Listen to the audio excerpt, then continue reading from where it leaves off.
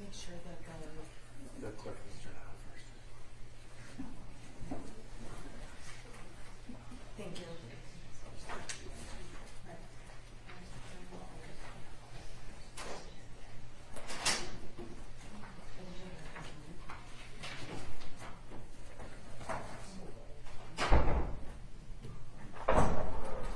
All right, Oakland County Court is now in session. The Honorable Shirley Matthews presiding. Good morning, you may be seated.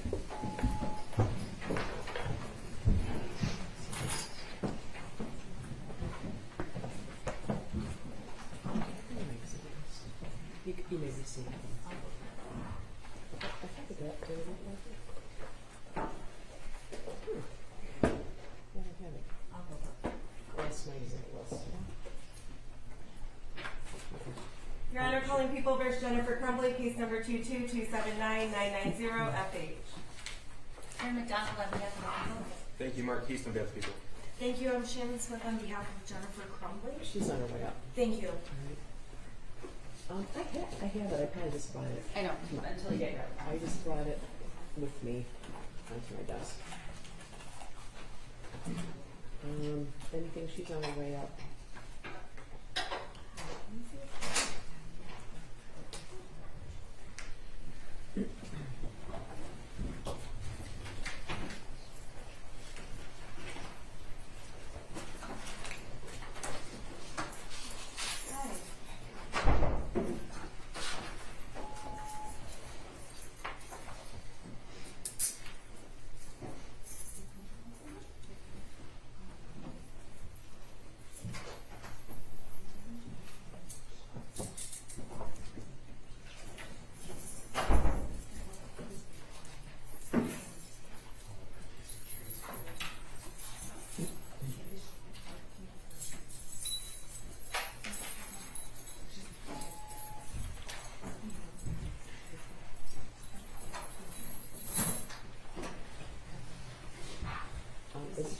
Are there some things you wanted to put on the record before the jury comes in?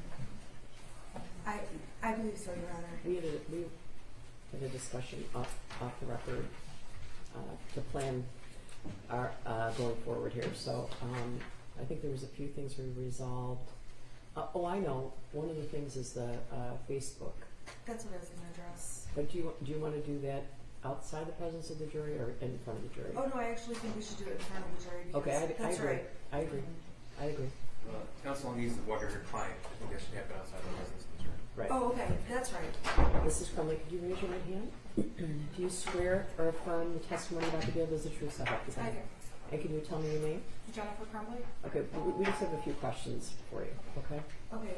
Mrs. Crumbley, when we were in court on Friday, there was discussion about admitting the Facebook Messenger messages between yourself and James Crumbley. Correct. Do you recall that? Yes. And on Saturday, I came over to the jail to see you, and that was specifically a topic we discussed. Yes. Okay, and at this time, we have talked about how during the trial, there was talk about redacting portions of that Facebook Messenger thread pursuant to other orders, correct? And the court offered me the opportunity to redact portions of that record. Correct. And after you and I discussed it, it's fair to say that you and I believe that it would look like we are hiding evidence from the jury if they saw a redacted version of Exhibit 423, correct? Correct. Okay, wait till I finish speaking before you start. Okay, so at this time, I have let the court know that we are not moving for any redactions and that Exhibit 423 will be admitted, showing your entire phone conversation with James on Facebook Messenger. And Your Honor, there's specific dates it's from, so I think I should put the dates on the record. It might be on the... Yeah, I'll just grab it. Oh, I'm sorry, I don't have the exhibit. It wasn't with the initial folder I had. Do you know the dates? January 21. Okay, so they're early 2021. It's the entire Facebook Messenger thread between you and Mr. Crumbley starting in January of 2021, and it goes up through the events that lead us here today. Correct. Okay, is it your decision to allow those Facebook messages to be admitted in the court without redaction? Yes. And you and I have talked about the pros and cons of redacting those exhibits. Correct. And at this time, you understand they will be admitted without any redactions. I do. And just a few. Sure. Mrs. Crumbley, you understand that Exhibit 423 won't just be given to the jury, but the prosecution can go through that with either you on a cross-examination or with other witnesses. Correct. And you've consulted with your attorney specifically about that point? Yes.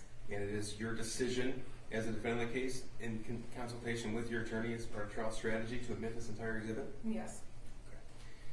And to be clear, this is the Facebook message thread between Jennifer and James Crumbley beginning January 1, 2021. And it's over 2,000 pages long. Exhibit 423. And Mrs. Crumbley, you understand that throughout the pendency of this case, your attorney on your behalf has sought to exclude certain themes or topics of evidence, in some cases successfully, yet this Facebook conversation does touch upon some of those. I understand. And you still want 423 to be admitted into evidence and referenced by the prosecution and defense. Yes. I'm satisfied. All right, anything else that has to be out of the presence of the jury at the moment? We're dealing with we're gonna deal with your other issue that you brought up about the snow.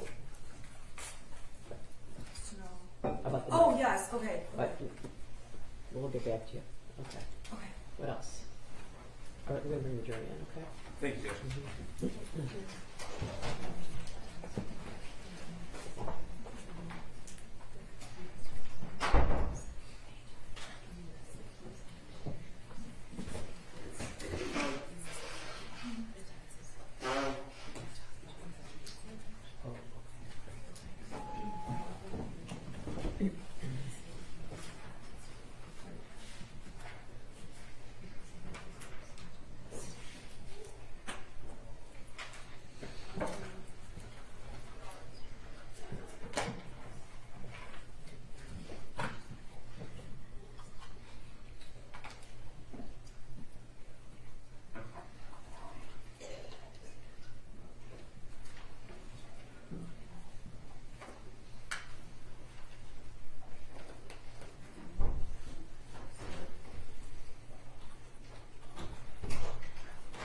All rise for the jury.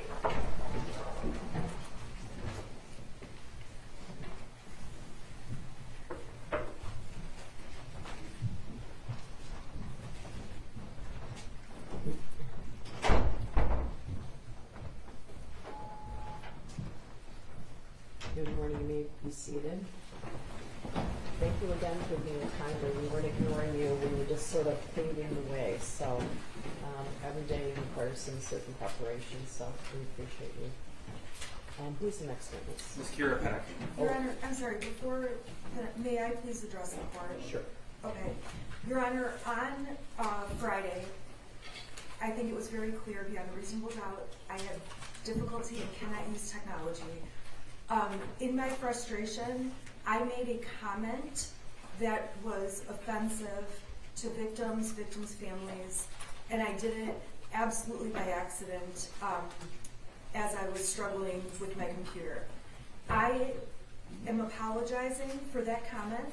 I want to apologize to the jurors, to the audience, to all involved, and specifically to the victims and the families of the victims. I truly did not mean to say the comment I made. I believe that. Thank you. Thank you. All right. Do you want to approach just for a second? I'm supposed to ask the camera person to cut them out. Yeah, it's you today.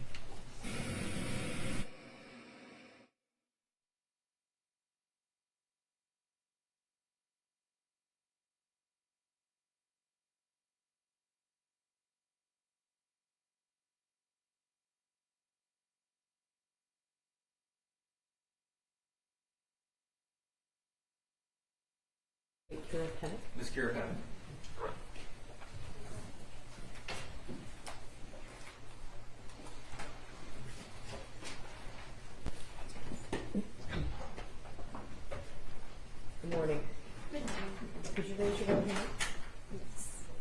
do you swear or affirm the testimony you're about to give is the truth so help you God? I do. All right, could you be seated, and then would you state your name for the record and spell your first and last name, please? My name is Kira Pennock, Kirapennock. Thank you. Go ahead, prosecutor. Good morning. Good morning. Kira, can you tell the jury how old you are? I am 27. Okay. And you actually have a pretty robust career at 27. Can you tell the jury what you do? I own and run a horse farm. We do boarding and lessons and training And how long have you been owning and running the farm? since May of 21. Okay. You said for the people in the jury or counsel, explain what a horse farm actually does. You said boarding and riding lessons, but what does that actually mean? So people will own horses, and they don't always have the means to have them at their house, so they will board them over at my place. So I take care of them, I feed them, I water them, I clean up after them, and then they can come visit their horses whenever they want. Okay. And so the boarding includes feeding and watering the horse. That's all one price. Yes, it also includes like cleaning up after them, but I mean really just any of the care that they might need for just general living. Okay. And how much is the cost of boarding one horse? Board at that time was $400 for pasture board, so their horses outside 24/7 with access to a shelter if they wanted to use it. Okay, $400 per horse. Yes. Okay. What's not included in boarding? Vet bills. So if the vet has to come out and do something with the horse. The farrier, so the person Again, that works what on is the feed. I'm sorry, go ahead. It's basically kind of a pedicure for the horse, so that has to happen every 6 to 8 weeks. And then also lessons too. Lessons are not included, so those are separate. And how much are lessons? $35. And how much for the vet bill, a vet or a farrier? It really just depends on the horse, and then like what that horse needs. So, a horse needs routine vaccinations each year and just kind of general checkup. But there are other expenses as for like emergency vet calls. So your horse injured themselves or is colicking, and then we have to have an unscheduled appointment with the vet. Okay, so an average appointment, not including any of the services or the medicine or procedures, would be around what? It really varies, but I would say probably maybe at least $100. Okay. And the vet comes to the barn? Yes, Okay. Do you know someone named Jennifer Crumbley? I do. Do you see her in the courtroom today? I do. Can you describe something she's wearing for the court? She has glasses on. And she's seated over at that table, correct? Yes. All right. May the record reflect she's properly identified Jennifer Crumbley. The record will reflect in court identification of the defendant, Jennifer Crumbley.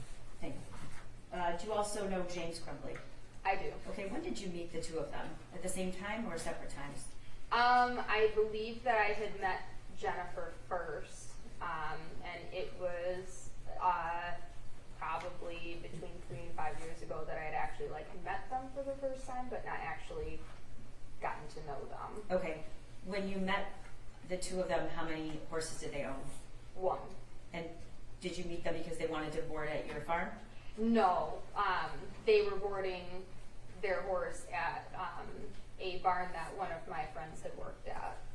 And then at some point, did they change their barn? Yes. When was that, if you know? I do not remember the exact day or year, but they ended up moving to the barn that I had priorly boarded at before I bought my farm. Okay, when they did board their horses at your farm, though, correct? Yes. All right. When? About what time? Year? Month? They started boarding their horses, which by then they had bought the second horse. They had started boarding, I believe, in the July time period of 21. Okay. Who did you know better, James or Jennifer? Jennifer. All right, and can you describe Jennifer's general demeanor when you were working with her? And well, back up. What kind of interactions would you have with Jennifer, and what? Just talking about the horse that she was boarding, or was there anything else that you did with Jennifer? A majority of our conversations were related to the horses and maybe talking about goals for the future, for possibly showing, or just training goals in general to figure out the best plan of action for the lessons that I was giving. So, did you give her lessons? I did. Okay. How often would you give her a lesson? I would say between 2 and 3 times a week. Okay. And when did that occur? Usually in the evenings. So, did Jennifer come to the barn in the evenings during the weekdays, or was it on weekends, or both? Well, she came in the evenings during the week, usually after work, and then weekends she would come in the morning, afternoon, evening. But Okay. I can't say for sure the exact time usually. And did you say how many times during the week, the work week? I would say probably at least 2 to 3 times during the week. And about, on the average, what time would she arrive? About 4:35-ish. Okay. And stay about how long, if you know? Couple hours, so at least maybe 2 to 3 hours. And was that just getting lessons, or were there other things that she was doing? Just getting her horse ready for a lesson and doing the lesson, and then cooling the horse down and taking them back out to their pasture. And then just everybody at the barn is pretty friendly. Everybody will talk, so just small conversation. So the boarding and the feeding is just the basic care. Is there a lot more things you have to do to take care of a horse if you're the owner? The owner pays the barn where the horse is boarded at to do the general care of the horse, like the day-to-day things such as giving them water and grain and hay and cleaning up after them, and maybe changing blankets and different things to make sure that they stay warm. So there's a limited exhibit which includes the Facebook messages between Jennifer and James. Were they both taking care of the horses? And the reason I ask is there seems to be a lot of communication between the two of them about taking care of the horses, so I'm trying to get at what else would they be doing other than just feeding the horse, and you said cooling it off and taking it, I'm not a horse person, so taking it out to pasture, and does it have to be, do you have to ride your horses? Like what's the responsibility there? Most likely what they might be talking about is maybe some of the vet care. So I know one of their horses had what's called mud fever. It's kind of a fungus stuff that might grow on the legs of a horse with wet weather. And that usually is something that ends up needing a vet to intervene with just medication to help take care of it. So it might be related to maybe the vet bills. And maybe just vet appointments related to taking care of the horses. Okay. And you said they own 2 horses. What are their names? One is named Billy and one is named Shorty. Okay. What kind of horses were there in terms of value of the horses? There, I know horses can be very expensive to purchase. Where do these horses fall on that continuum? Well, they were both thoroughbreds, so they raced on the racetrack before they had gotten them. But I do not know how much Shorty was purchased for. I believe that Billy was purchased around like $5,000. Okay. And how do you know how much Billy was? She was sending me, or Jennifer was sending me information on him when she was looking for a horse. Okay. And do you know anything about the circumstances of when she or how she bought that horse? I know that she was talking about it late at night, and she was also drinking. Okay. how do the people that board your horses and have lessons, give lessons, how do they pay you? Your Honor, I need to make an objection. The witness's answer was in part non-responsive, and I'd ask to be struck from the record. Yeah, it was, I think it was, unless there's follow-up, I think it was somewhat unresponsive. The Facebook message string that was just admitted details exactly how the horse was purchased, so I'm happy to move on and we'll deal with it then. I don't know, I haven't read those. So. The portion I'm objecting to is the unnecessary information about she was drinking at the time. Okay. I think it's relevant. I think if you're buying a $5,000 horse while you were drinking late at night is relevant to the case and the relationship that Jennifer Crumbley had in her priorities, and as well as the fact that the Facebook message string that was just stipulated to an admission without redactions, like, it absolutely discusses that. Okay, next question. Okay. How do people pay? Cash, check, credit card? It can be any of those. A lot of people now use online payments like Venmo. Okay. How did the Crumbleys pay you for your services? Check. Okay. And did James ever take lessons? I have given him a few lessons. So who was taking care of the horse during the day? Did Jennifer ever come during the day, during the week, or was it James, or did they both? Well, the general care every day was done by the barn, but say if there was a need to have the vet out, we usually like to have the owners present, so they would usually have one of them at whatever vet appointment. Okay. So you just testified they moved their horses to your barn July of 2021. You knew them approximately a year before that, 2 years? They had boarded at the barn that I had my horses boarded at prior to buying my farm. I do not recall how much time we had boarded together there, but I had met them a couple years prior to that. Okay, that's what I was getting at. Yeah. So you've known them a couple years before they came to your barn? Yes. Okay. Did you know that if Jennifer had a son? Yes. And did you ever meet their son? I may have met him maybe once or twice. Where, if you know, where was that? Was it at your barn? It was not at my barn. Okay. Did you ever see their son come to your barn? No, I did not. So the 2 to 3 times a week and on the weekend when Jennifer would visit, did she bring anybody with her? Usually James. Okay. I don't remember anybody else really coming out and with her. Okay. Do you allow kids at the barn? Yes, we do. And what are the kids that are at the barn usually doing? Usually doing lessons. You know, some of the kids that are doing lessons, they have siblings that are brought out, so they just kind of maybe occupy their time with the barn cats or seeing the other horses on the property. Okay. And do you have any family oriented activities or get-togethers? We have. We've had a family reunion. Meaning before, but parties or activities that children are welcome to come to? yes, all of the events that we might have at the farm, kids are invited to. Like we've had parties like Halloween party before too. Okay, around Halloween of 2021, do you remember if you had a Halloween party? Yes, we did.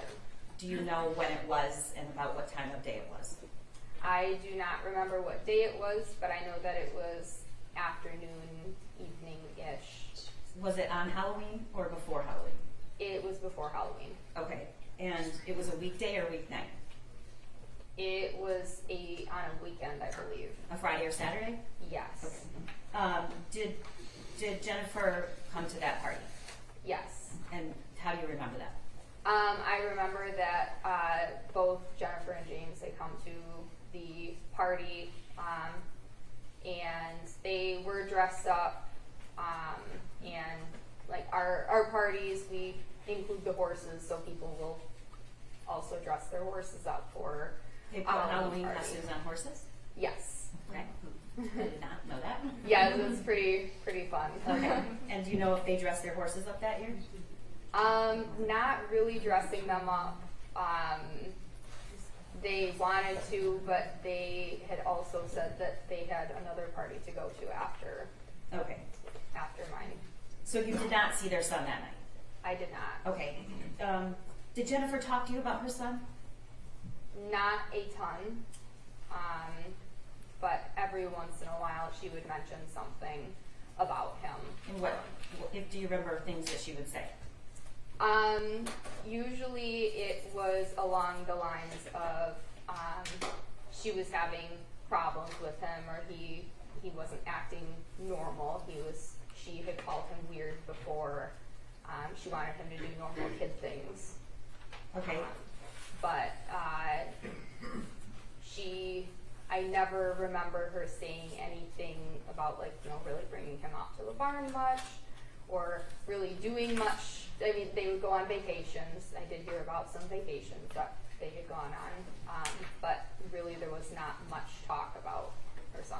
Did she ever refer to him as a certain name? Did she speak negatively about him, or was it or positively?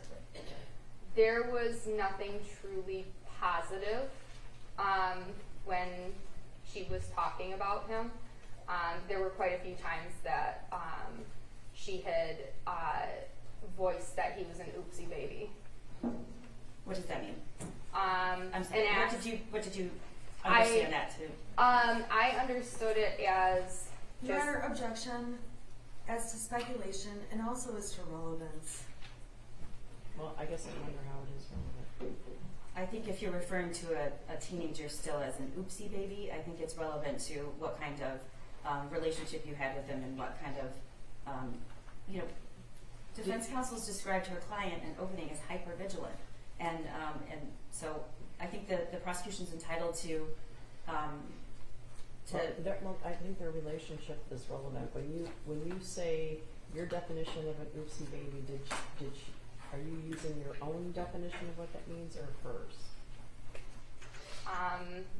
my take on what the feelings that I've gotten that she has not really talked Your about. Honor, you're asking if it's her opinion. I'm sorry, she's going She into did, her and I'll opinion. clear it up. We don't, Okay. unfortunately, your feelings about it are Right. not what's relevant here. Correct. But did she ever explain what that meant? She never truly explained what that had meant. Okay. How long of a drive is the barn from Oxford, the village of Oxford, if you know? I would say about 20 minutes. Okay.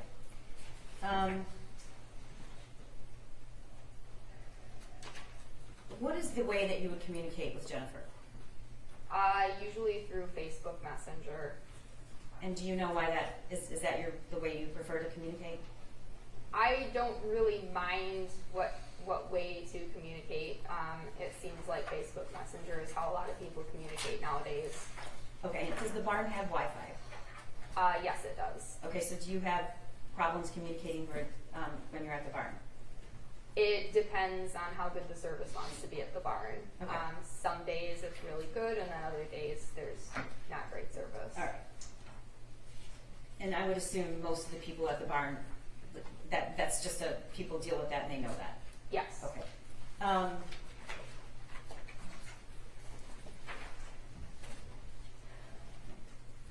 Would you describe Jennifer, did you have a friendship or was it more just business? It was mainly business. We had friendly talk, but I would not say that we were close friends. When you buy a horse and it doesn't, it's not near where you are, how do you get it from like a different state to the barn?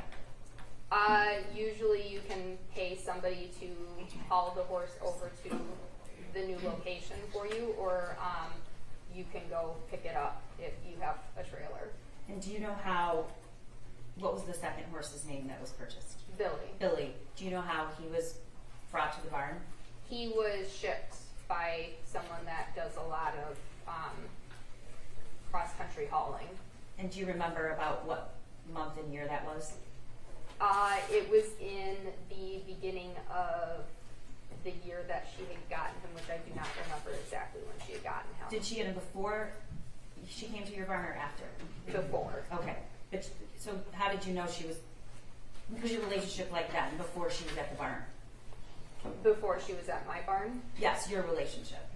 I would give her some lessons, and it was mainly business. And Was she asking for advice about which horse to buy or how to buy the horse?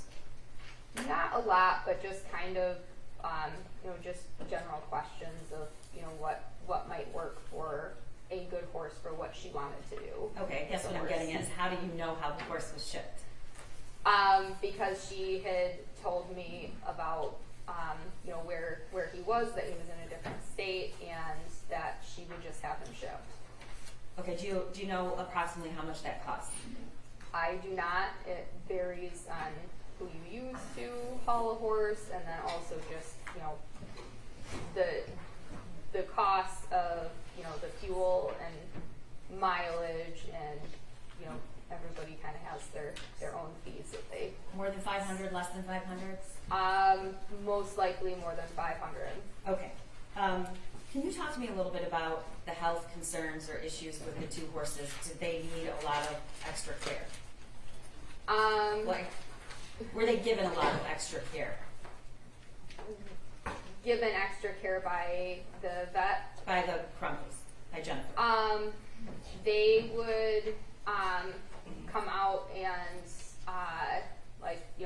the mud fever that we were dealing with, and they had put medication on Billy's legs for that. But there were some issues lameness-wise with their newest horse, Billy, that they had still had to have the vet out for to diagnose what the problem was. Were they on any other medications or supplements? Supplements, yes. Medications, not that I know of. What's the cost of supplements for a horse? Well, it depends on what you want to have your horse on. I know that both Billy and Shorty were on a lot of supplements, and it probably cost over $100, probably close to $200 per month per horse.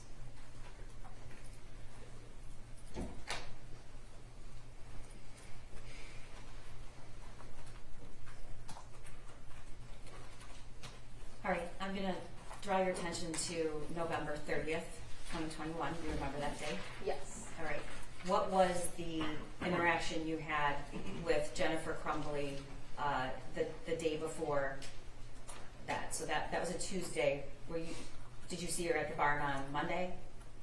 I do not remember. I think she was planning on coming out, but I don't remember exactly. Okay. Did you have any communication with her that previous weekend? The previous weekend before the 30th? Yes, after Thanksgiving. Yes. And do you remember what that was about? I remember wanting to set up lessons. I don't remember exactly Okay. anything else. In your Facebook communications, did Jennifer ever mention going to a shooting range that summer or leading up to that fall? She had mentioned that she was going to, but I don't really remember a lot of that. Was that in the summer or the fall? I would believe summer and fall. Okay. Were you aware that she, do you follow her on social media? I do.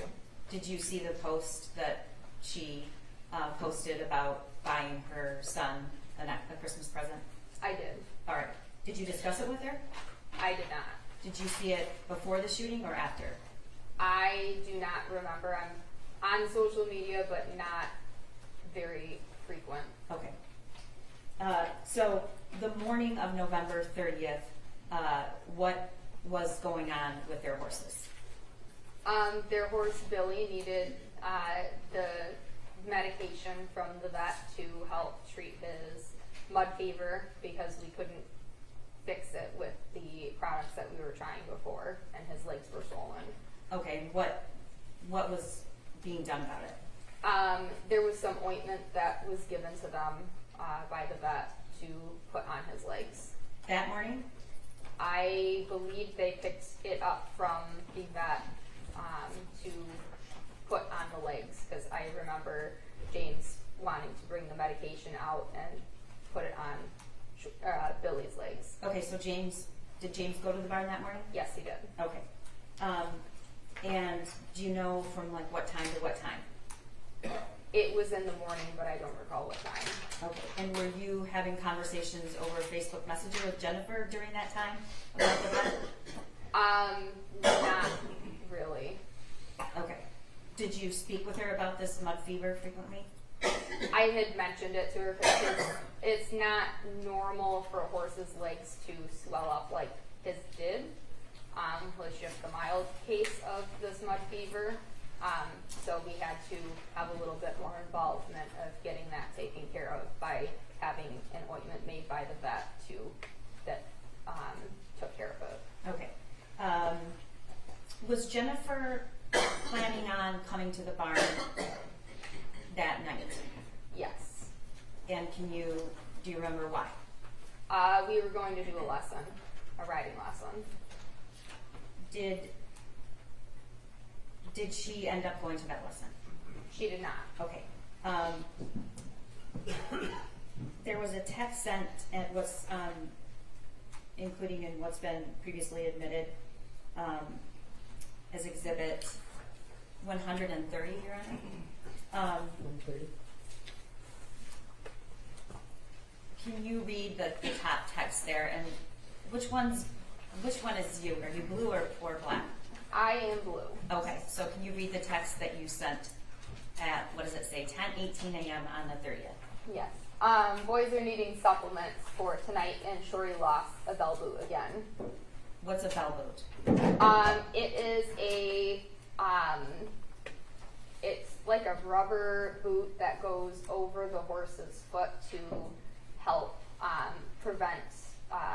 Well, we used it on Shorty for because he would rip his shoes off all the time. He had metal shoes on, and he would pull his shoes off. So if you put a bell boot on, it helps to reduce the chance of them pulling a shoe. Okay, and you're telling her why? I was telling her to have her bring out another boot to replace the one that he had torn off. So it's her responsibility to do that? Correct. Okay. And she responds, can you read that text? Okay, I'll bring some out later. Just had to go to my son's school and meet his counselor. Shit day. All right, so she responds to you in about 20, 30 minutes. Yes, it Okay. looks like it. Okay. And then, is this continued on that same message? It's just another message at the same time? Or Yes. was it later? Okay, can you read that? Yeah, I still plan on doing the lesson. Everything's okay. He's just having a hard time after losing Tank, his friend, going away to a treatment facility and who knows what else. But he was just caught drawing this on a math test or a math assignment today. All right. And this is the worksheet that's been previously submitted, Your Honor. It's Exhibit 74. Is there room for that? Yeah.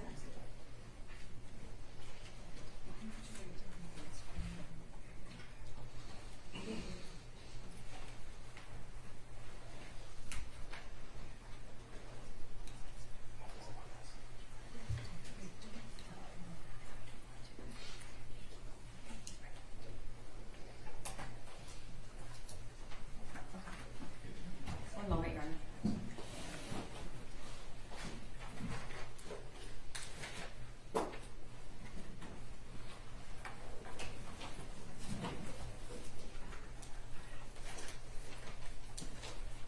While he's doing that, did Jennifer ever participate in any shows or competitions? She had done one show with us And where was that? at a farm right down the road. Okay. Do you know if she ever traveled for competitions or horse shows? Not to my knowledge outside of when I had taken the horse. Okay. May I approach, Your Honor? So this is Exhibit 74. And can you tell the jury what that is? That is the math test that Jennifer had sent me that morning, of what her son had drawn on the math test. All right, and did you take a close look at it when she sent it to you? I did look at it, but I did not open it as soon as she had sent it to me. I saw it later. Okay. When? How much later? I believe that it was before the shooting had occurred, but after the shooting had happened, I had looked at the math test even closer. Okay, so this is important, so I want to make sure I ask the question in the right way. You took a look at it, and you remember that. Is there a reason why? I remembered saying that he had needed horse therapy. And Okay. she should bring him out for some horse therapy. All right. Okay, we're going to get to that. Can you skip the next slide? So this is from who? You or Jennifer? This message was from Jennifer. Can you read it, please? As long as I can get out there early enough, because I had to leave work for an hour and I have a meeting in Southfield at 3 o'clock, but I should be done with that by 4. I plan on being there, plus the vet said it's better for him to move around and keep it circulation going while he's dealing with mud fever. Good times. Okay, so the first string I want to point out that you received from her about the lesson was 10:58. Do you remember? I'm sorry, yes. 10:58. Okay.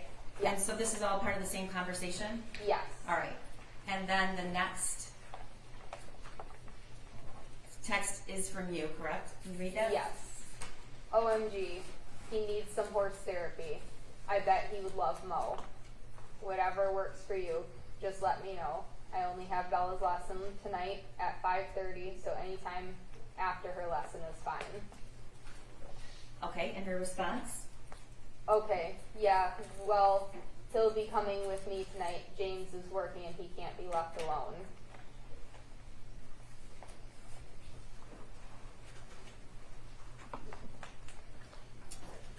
Next slide. Does he want to ride? And she responds, I don't know. Maybe brush a small horse so he's not. It's there. Sorry. oh, sorry, I had Yeah, the same problem. no, I was trying to figure Sorry. out if there was more to that message there, but it was down.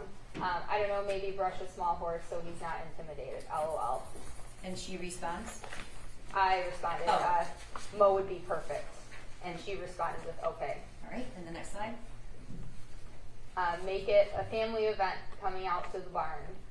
Really though, I've seen some amazing things done with horses with kids.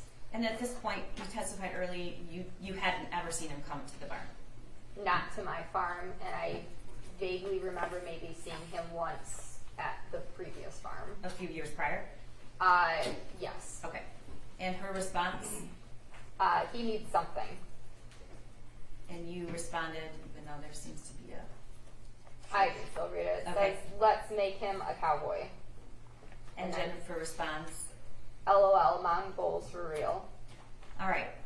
So that exchange ends, and then the next text you get from her, Facebook message, is at 2:36 p.m. that day. Correct. And that says, here, I will Okay, not. hold on a second. Okay. What? When did you first hear about the shooting? I had actually heard about the shooting when one of my students' moms had called me in that afternoon and said that they would not be out later for their lesson because of the shooting. All right, and what was your first thought, Kira? My first thought is that I knew who the shooter was by the math test that was sent to me. All right, that's a heavy thing to think. Talk to me about why that was your first thought. It's not normal for somebody to draw these things on a test in school or even really think about these things, especially in a school setting, but really ever. Okay, so did you then go back and take another look at the worksheet? Yes. All right. Did you talk to anybody about this at the time? I had talked to my parents. I had told them that I believed that I knew who the shooter was, and I explained why. Okay.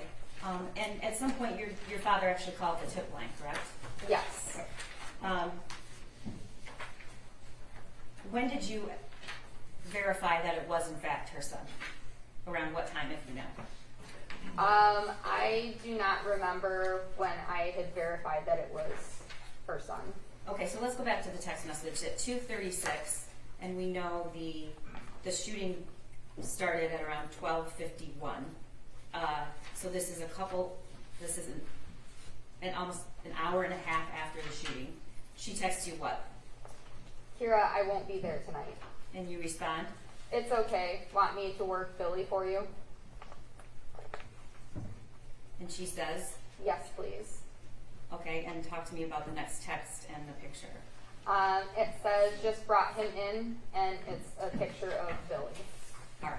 Did you text her photos or message her photos a lot of the horses? I would send her pictures as I took them. I tried to be good about taking pictures of the horses. Okay, and the next slide. This is at 4:07. I said, hey, is everything okay? I heard there was a shooting at Oxford High School. Is Ethan okay? And then at 4:21, you sent another text. Can you read it If to you me? need anything, please let me know. And then under that, oh no, that's the same Okay. message that's up there. She responds at 4:42 and says what? I need to sell my horse's stat. And what did you respond to her? I responded with, oh no, this was what I was worried about. Okay, can I stop you there? What did you mean by that? I had the feeling that her son was the shooter, and that with that, the horses would most likely have to be sold. Okay, but it doesn't say that, and you came to that conclusion, oh no, this is what I was worried about because of some information outside of what she actually texted. Correct. Okay. And you say what about the horses? I said, if you're serious, I will gladly buy Billy for sure. And then I asked how much, and she said, I paid $5,000 for him. Okay, about an hour and a half later you respond? Oh no, no, 6:24 you say what? I had said, do you want $5,000 for him, or do you want more? In her response? My head is spinning right now. Is 8 too much? And she says, I You say- said, I would gladly give you 8 if I could afford it. I really only have $5,000 to spend. You could ask Angela if she would buy him for 8. Angela would probably buy him. okay. Do you buy and sell horses a lot? I do not. Okay, have you bought a horse from somebody before? I have bought horses before. Okay, is that something that you normally do via check, cashier's check, cash? It depends on the situation. Your Honor, I would just object to relevance. Your Honor, this is part of a lot of evidence we're introducing about going to flight and the need for actual cash. I'm not allowed. Thank you. So at 6:47, she messages you again. What does it say? I won't have my cell phone. And you respond, Do what you need to do. I will take good care of your boys here. and the next slide, she says what? I can be reached through here. I do not have my cell phone currently on track phone. And that is still the 30th, but it's at 10:21 p.m. Yes. All right, and can you read what you responded? Do you need me to do anything for you? I'm not sure you should. Sir? Leave a clean copy.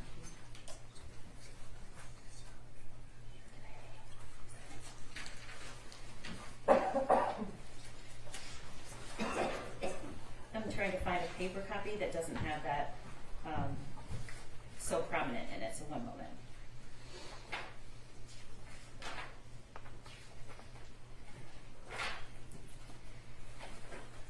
Okay, let's talk about this. Do you know where these, at some point did the law enforcement ask you if you communicated with Jennifer? How do you mean that? At some point did you give the screenshots of these messages to law enforcement? I did. Okay, so part of the problem, these are screenshots. Do you know, is that correct? Yes, they are screenshots. Okay, I'm going to approach with the actual paper copy to see if maybe this is a little easier to read. It's just cut off, so I guess just do the best. Yeah.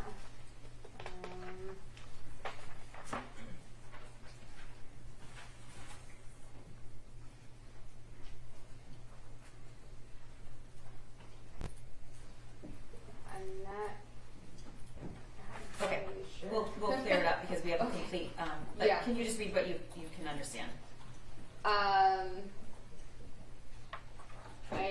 On this next, or it says story being uncovered, already seeing some stuff on Facebook. People are figuring out what's going on. And she responds, I'm off Facebook. okay. And the next slide. I'm still in shock. What did Angela post? Okay, so that text that you couldn't read, do you remember? Was that about Angela? I do not recall. Okay. And she responds, you respond, I said, can you receive pictures? I'll screenshot it. And she said, yes, I'm here. And then I sent her a screenshot. do you remember what the screenshot, without reading exactly what it said, what the nature of it was? The poster had been extremely frustrated and upset about what happened with the shooting. Okay, and were there any threats in that screenshot? I do not remember. Okay, we'll pull it up. Hold on one second.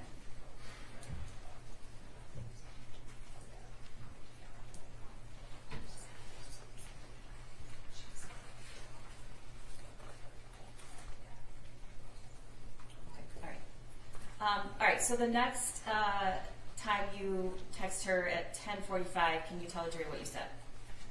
I cannot believe people on Facebook. I'm so sorry you're having to deal with this stuff. Okay, and because I know this is going to be something council wants to talk to you about, can you tell us what were you feeling at that moment when this was going on about Jennifer and the whole situation? I was extremely upset about the situation. Okay, can you give me a little more than extremely upset? I didn't really know what to think. I couldn't believe that this had happened, and especially so close to, home. And I was concerned about what was going to happen in the future Okay. with just my farm in general. And you at the time were how old? That was 2 years ago. 2 years ago. I was 25. All right. And were you feeling bad for Jennifer? I did not truly feel bad for Jennifer. I was upset that this had happened to all of the kids and families, and I wanted to figure out how I could possibly get more information to help make sure that things were taken care of. Okay, were there any students at Oxford that you gave lessons to or were at the barn? What is the community like there? Yes, I give lessons to a few people from Oxford. Okay. All right, the next slide. This is at 11 p.m. that night. Can you read your text? Did you guys leave the medication for Billy's legs? If not, no worries. I'll just put my stuff on him. And she responds, I'll bring by tomorrow. We're in hotel in Lapeer. News live at our house. and you respond. No problem. And then at 11:40 you say what? Please stay safe. Okay. Next slide. This is a screenshot that you sent or she sent? She had sent me, Okay, and she responded, I can't go home. okay. And did you read those? What I could just from the screenshot. Okay. Did you view those as threats to her life? Your Honor, I would object as to her opinion. Yes, sustain. Okay. The text, the screenshot speaks for itself. Next slide. Okay, go ahead. I'm concerned for you guys. You should stay. All right. While we're getting a copy that actually is clear, why are you concerned? Why were you concerned? Let's just discuss. My concern was more for the safety of myself and the people at my farm. And here in that concern, I am showing sympathy to hopefully figure out maybe more information on, like, you know, what is going to happen if they were going to try to come to my farm, or if people were going to show up. What was the concern?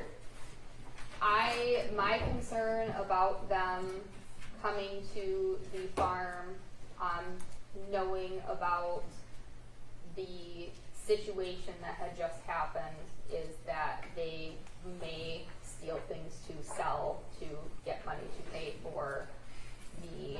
Your Honor, I would object to this about her thoughts and feelings about stealing. This is irrelevant and prejudicial. She's a fact witness. Ask for facts and fact questions.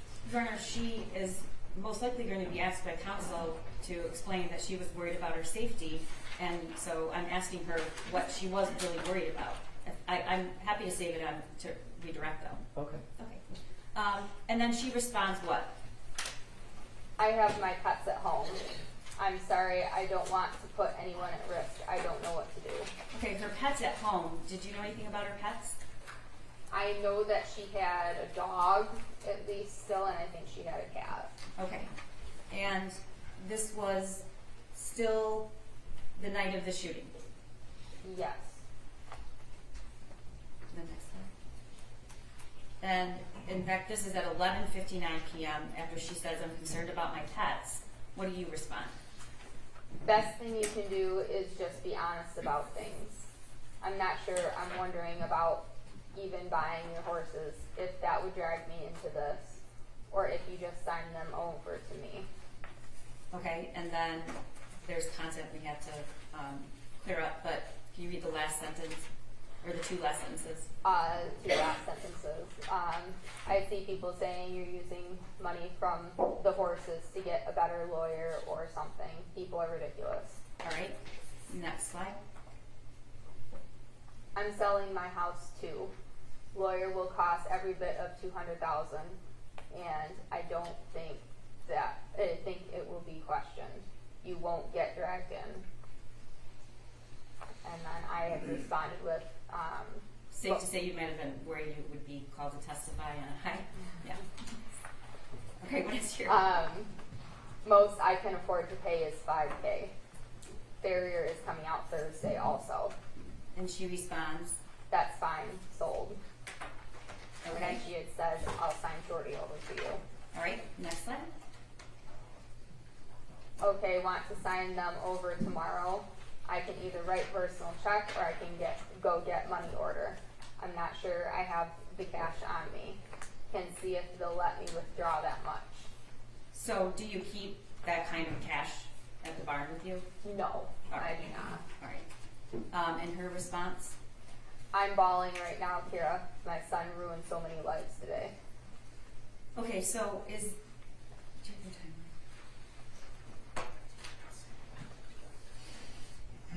the timeline? Is this all the 11:59, that whole string, if you know? I do Can you not look on the know. paper It's copy? right around in that time.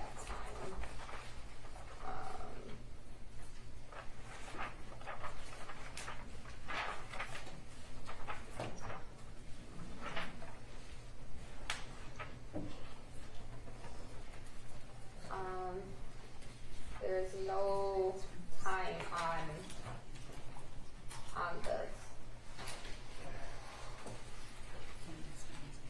see the time? There's no time in those messages. The last time it shows where the time. Okay, let's move on. The next, she says, I'm calling, my son ruined so many lives today. And the next slide? Then I so wish I could help you out more. I'm still in shock too. Take it one day at a time. Be honest about everything. It should help you guys through this. And then you say, if you guys need anything, and I'll do what I can for you, and I'll take good care of the boys. Who are you talking about? I am talking about both of their horses. Okay. She responds, I know you will. and then your response? Try to rest some. You'll need it. We can talk more tomorrow about the boys. And she says what? Okay, thanks for not judging unlike the whole world. Okay, next slide. I know you and James, and this doesn't even remotely make me think that it's your fault. It sounds like Ethan was a troubled kid. It's unfortunate this happened because he did ruin a lot of and I What's that? Can you read the last few sentences? yeah, the last few sentences of that that message says, who knows, try to stay calm as and collected as you can. Okay. I'm going to approach. This is another copy, so you don't have to struggle with the. Okay.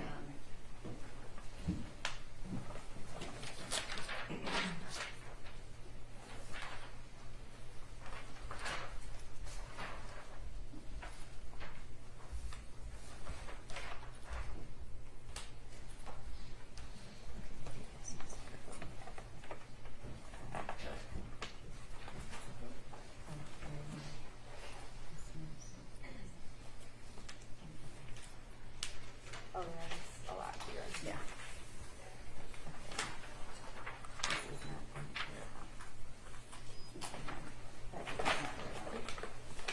Okay. Well, hold on one moment, Your Honor.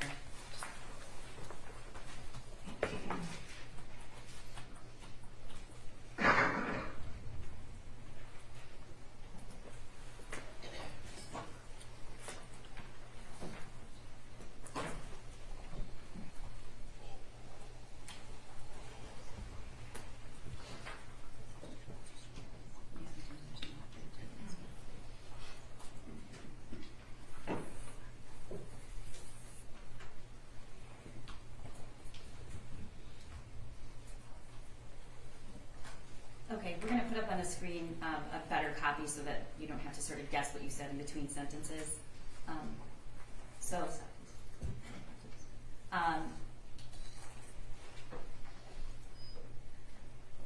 One moment.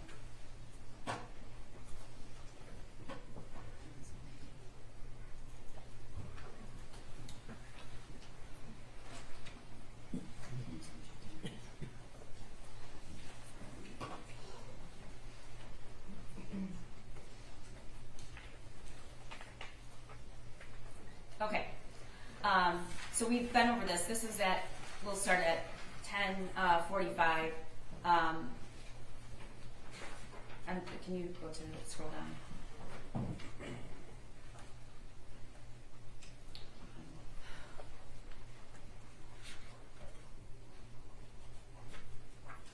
Okay, go back. All right, can you read that full message up from 11:44, the night of the shooting, that you wrote in blue? I'm concerned for you guys. You should stay where you are. I'm concerned for you even coming out here. I don't want people finding out about your horses or hurting you while you are here. Okay. And she responds, I have my pets at home. go ahead. I'm sorry, I don't want to put anyone at risk. I don't know what to do. And you respond, again, rereading this because there's a line missing, go ahead. Best thing you can do is just be honest about things. I'm not sure. I'm wondering about even buying your horses, if that would drag me into this, or if you just sign them over to me, if that would be better for both of us. I could see people saying you're using money from the horses to get a better lawyer or something. People are ridiculous. Okay. And she responds, I'm selling my house too. We've already entered this. It's going to cost everybody $200,000, and I don't think it will be questioned. You shouldn't get dragged in. And then again, we've read these texts. You said you don't have $5,000, or that's the most you can afford to pay. Scrolling down. She agrees to that, and you tell her you don't know if you can withdraw $5,000, correct? Correct. All right. All right, can you read that text again in the blue that you sent her now that it's complete? I still wish I could help you out more. I am still in shock too. Take it one day at a time. Be honest about everything. It should help you guys through this. Please let me know if you guys need anything, and I'll do what I can for you. I'll take good care of the boys. And she responds, I know you will. You say, try to get some rest. We can talk more tomorrow about the boys. And she says, okay, thanks for not judging us, unlike the whole world. So what time is this? This is now the next day at 12:28 a.m.? Yes. All right. And go ahead and read that entire text that so you're texting her into the early hours. Yes. Correct? Okay, go ahead.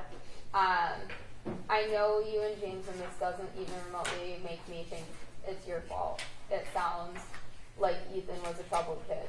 It's unfortunate this happened because he did ruin a lot of lives around him and his own.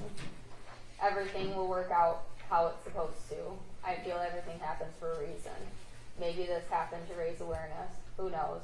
Try to stay calm and collected as you can. And then you had an amazing run on Billy. Yes. Okay, and how does Jennifer respond? I wish we had warnings, something. He's a good kid that made a terrible decision. I'm glad Billy, good, kills me to sell him. Okay, did you know what she was talking about? She was talking about not having Your Honor, I would object to this witness's opinion. The texts speak for themselves. I'm not asking her an opinion, Judge. I'm trying to ask her if there was any. The topic of the conversation? Yes. Did she? What I'm trying to ask, Judge, is did she have any context for this about warnings? Okay. Yeah, she'd have Without to, saying what she'd have to have personal knowledge. Right. I was trying to get to that actually. Did you have any information from before she sent you the text about warnings, about what that meant? Not just what you perceived it as, but did you have any information she had provided earlier about warnings? Just information of not really talking about her child much, and that he was troubled. Okay. So you don't know, other than the worksheet she texted you. Did you that day? Did she say anything about warnings? No, she did not. All right, and you respond. There probably were warnings, but nobody saw them. Hindsight is always 20/20. I absolutely adore Billy. Okay, and the next. A lot of people have found out, I guess, Ethan is all over Facebook. People at the barn are concerned. I think it would be best if you didn't come out to the barn, or if you do, you must be escorted by the police. I'm really sorry. I'm looking out for my business here too. All right, and what were you testified earlier you were worried about theft, but what were you worried about? Is there anything else that you were worried about at that point? I was also worried about just the safety of my other boarders. I do have people that I give lessons to that do go to Oxford, and they did not want to be around if Jennifer and James had come to the farm. Okay, and she responds to you. This is then the next day after the shooting. It's around 9:56 a.m. What does she respond? Seriously, those horses are the only thing that is good in my life right now. And I responded with, I 100% understand that, but we all need to be careful. What if people follow you here? Okay, the next messages indicate that it says Kira missed your call. Is there a way to call through a Facebook Messenger that doesn't include, that's not a cell phone call? Are those two different things if you know? Yes. Okay. And had you received Facebook calls from Jennifer before? She has attempted to call Okay. Facebook before. And you didn't pick up? I did not. Is there a reason for that? I do not remember what I was doing at that time. Okay. And the next message? Call me on Facebook, on track phone, need to talk and figure some things out. And what is your response? Sorry, I missed your call. I'm still doing some stuff and can't do a phone call until later on. And then you say, can you message me and Oh, yeah. communicate that way? Correct? Yeah, yes. Okay, next message. She says what? Let's talk later, easier than texting. This phone is hard to text on.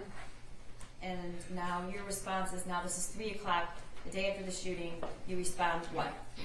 All right, no problem. I'll let you know later today. And then you text her again that night at around 8 p.m.? If you're comfortable coming out here without police, I'm okay with it too. We just need to be careful. I don't want people to follow you or hurt you. Okay, Kira, it seems as if you're changing your mind here and you're not exactly sure how to handle it. What's going on with that text? Because that's opposite of what you said earlier.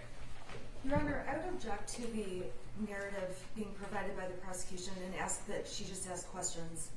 Okay, well, I think she is. She's asking, did you change your mind? I had changed my mind to allow her to come to the farm, but in my head, if she did decide to come to the farm, I would still have, my parents were there and just making sure that things were still safe. Okay, and were you continuing to talk to other people like your parents during this time about what to do? Or were you pretty set? I had talked to my parents. Okay. What is her response shortly after that? That's still 8:12 p.m. We're out of the area for a few days in a safe place until we have a better grasp on everything. Okay, and the next message you send? I am very glad you are safe. I care about you guys. I will take care of your boys. Let me know when you want me to buy them and I'll buy them. And then you also add, if you need anything else, could just let me know? Yes. All right? And the next message she sends is about an hour or so later at 9 p.m. And what did she say? I'm sorry, my keyboard sucks. Let's plan on Monday to sail. Okay. And at this time, December 1st would be a Wednesday, Yeah, if you know. I think. I'm not good with dates. Okay. And so Monday is 4 or 5 days later. Yes. Okay. And then you respond, okay, sounds good. Is there a way for me to get the medication for his legs before then? Who are you talking about, Billy? I was talking about Billy because Okay. he had the medication that was being used to treat his fever. The mud fever? Yes. All right. And then she responds, What's your number? I want to call and set up a safe place to meet. My messenger is probably being monitored. And okay, she's telling you at 9:30 on Wednesday night, my messenger is probably being monitored. What did you take that to mean? What messenger? She is referring to the Facebook Messenger. So you monitored meaning that the messages you're sending are being monitored. Correct. Did you know who was monitoring them? I did not. Okay. And then she says what? She says, hey, we need to get that stuff to you and discuss the horses. Okay, so this is the following day at 12:49. She says we need to get that stuff and discuss the horses. And how do you respond? My response. Who's Truman? Truman is our farrier that we use. You're what? Our farrier. Okay. Were Billy and Shorty having a farrier visit? Yes. Okay. And that was arranged by who? All the horses get done at the same time. Okay.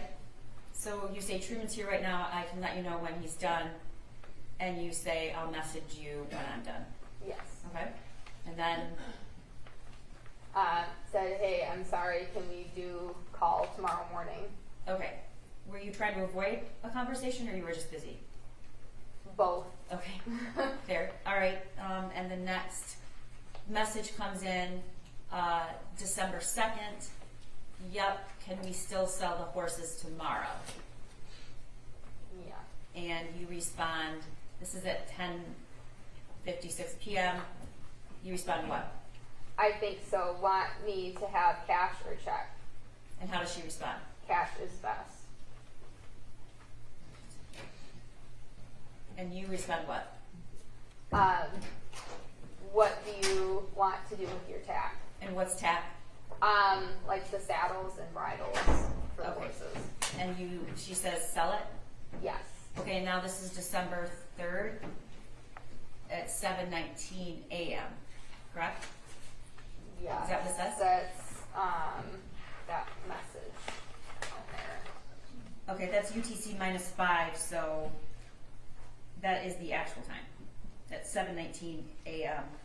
and that is Yeah. December 3rd. And you respond what? I can probably give you $800 for it all if you want. Are you able to meet today still? Okay, and that is do you know if that was Friday? I do not remember. Okay, no worries. And her response is what? Her response was maybe. They're announcing charges at 12, so not sure what's happening. Okay. So that is, if I told you that was a Friday, do you have every reason to disagree with that? December 3rd. I do not know the actual date that day. Okay, so I cannot say. do you know what she's talking about? Charges? Did you have any clue as to what that was about? Just yes or no? Yes. Okay. From Jennifer or from another source? News. Okay. And you respond at 11 a.m. shortly, about 45 minutes after, just let me know and we can figure something out. Do you have the papers for the boys? Is that like ownership papers? Registration papers, because Gotcha. both of the horses are registered. And then you follow up saying what? If you will take $5,800 for horses and all the tack and stuff included, I'll go get the money today, so I have it ready when you are ready.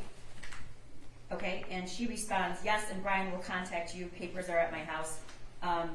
Brian's a mutual friend that you both know? We both know him. Okay, that's Jennifer's closer to Okay. him than I am. Thank you. And you respond, did you find a place for your other animals? Were you talking about her pets at home? Yes. Okay. And she says, not yet. This is at 2 p.m. And then you respond, I can find them good homes with my family members if you want. And that's around 2 p.m. as well. Is that the last message you sent or had exchanged with her? I do not know if that's the last time that I talked to her about this. Okay. Did you give all of the messages on that day, the screenshots to law enforcement that you had? I did, yes. Okay. Where are what happened to the horses? Did you buy them? I did not buy them. They were actually signed over to me. Part of our boarding contract is if payment is not made after a certain number of days or months, then the horses become the property of the facility to cover the costs of having them boarded. Okay, and you were making those arrangements with somebody else other than Jennifer? Jennifer's dad. Okay, all right. Nothing further at this time. Ross? Thank you.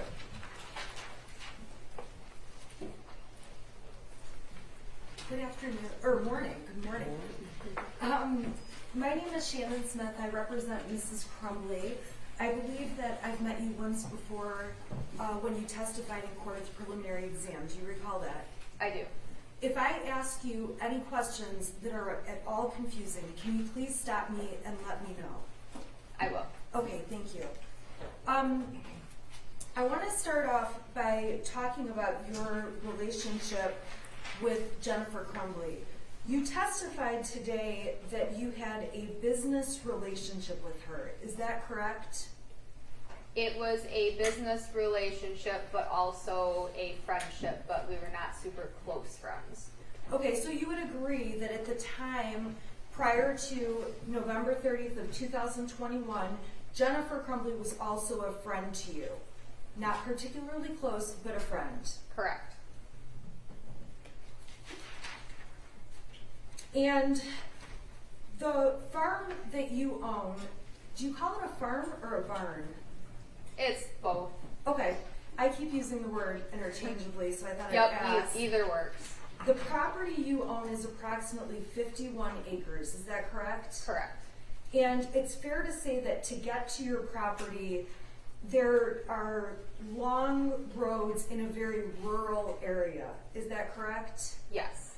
So your farm is not right up against cities or areas with a lot of traffic, correct? Correct. On those roads that are close to the farm, it's fair to say the cell signal cuts in and out for different cell phones. Correct. And you personally, at the time all of this took place, had a phone through Verizon Wireless, correct? Correct.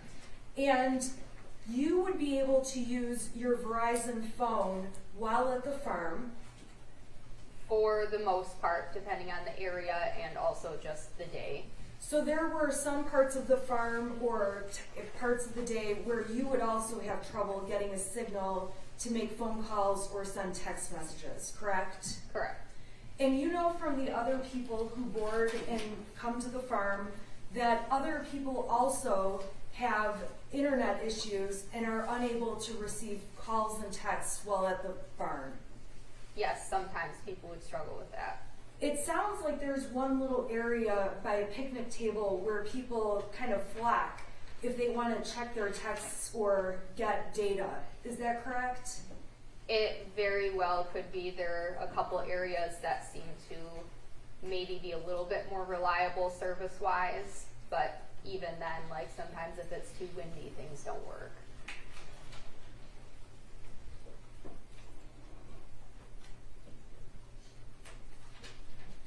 Now, you testified that Jennifer Crumbley gave you information that her son was weird, although she talked about vacations and some other things with him. Is that true? Correct. And you testified that you had concerns about her son prior to the events that unfolded on November 30th, correct?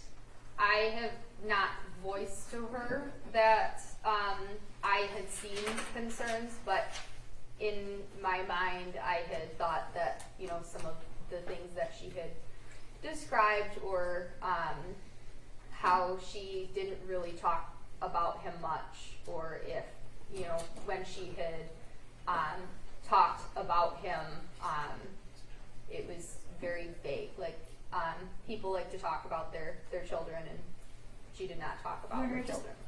One moment. And whatever's on the screen is not an exhibit, and so Do I just go ahead and turn this off? What's the button there? There's a button for it to go in here. Should I just pull my plug out? I don't know, is this yours or Yes. is this yours? Yeah, this is my Oh. laptop. Oh. I didn't realize it was turned on to my laptop, so my desktop was evidently up there. Okay, so Miss Pennick, when you, so you've testified obviously here today, but you recall testifying at a preliminary exam that took place back in 2022, correct? Yes. And on the day you testified in 2022 at the preliminary exam, you did the same thing we saw here in court. you raised your right hand and swore to tell the truth, correct? Correct. And on that date, you did your best to take the stand and tell the truth about your knowledge of the information in this case. Correct. Now, on that date, when you testified, you were specifically asked, have you ever been given reason to believe he was not mentally sound, that he needed professional, medical help? And your answer was no on that occasion, correct? Correct. You were also asked, have you ever had reason to believe the shooter was homicidal or he would hurt other people? And your answer was no, correct? Correct.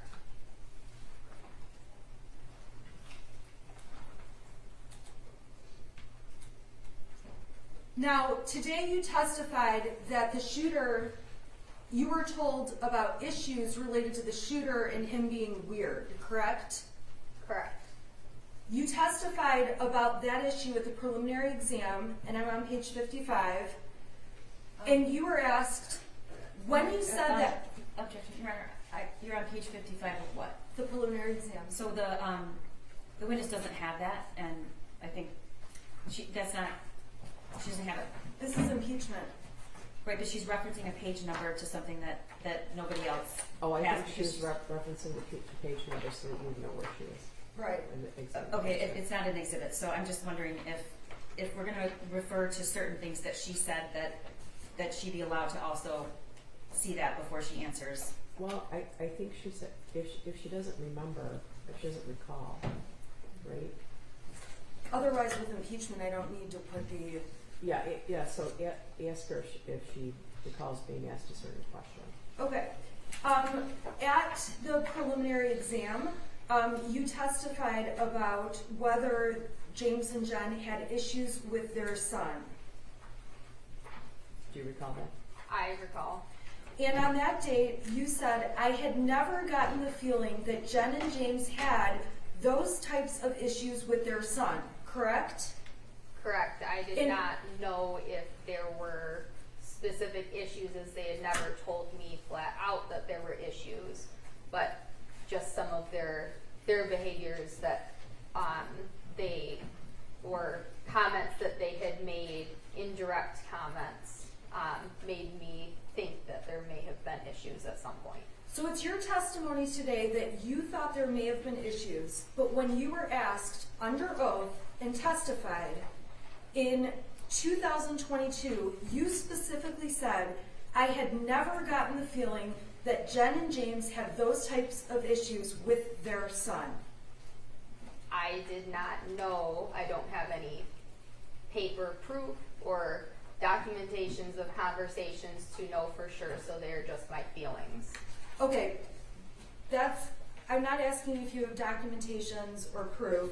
I am just saying that on that date in 2022, which was closer in time to the events in this case, your testimony, sworn testimony, was that James and Jen did not have those issues with their son, correct? Correct.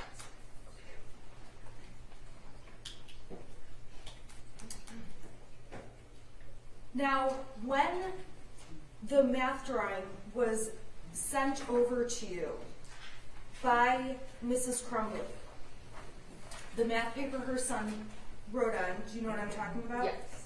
Okay. You ultimately saw that math paper, and you would agree with me that Jennifer appeared very concerned about what was going on, correct? She had stated that she was concerned. Okay. So she sends you the math paper and expresses concern. Yes. Now, you testified that when you heard there was a shooting at Oxford High School, you knew who the shooter was, correct? My feeling with the information that I was given before I had actually seen it on the news, and who the shooter actually was, I had my feelings about who the shooter was. So Okay, you did not believe that the shooter would have committed a school shooting based on the math paper alone, correct? I do not know for sure. If you saw that math paper and thought there would be a school shooting, you would have told someone, correct?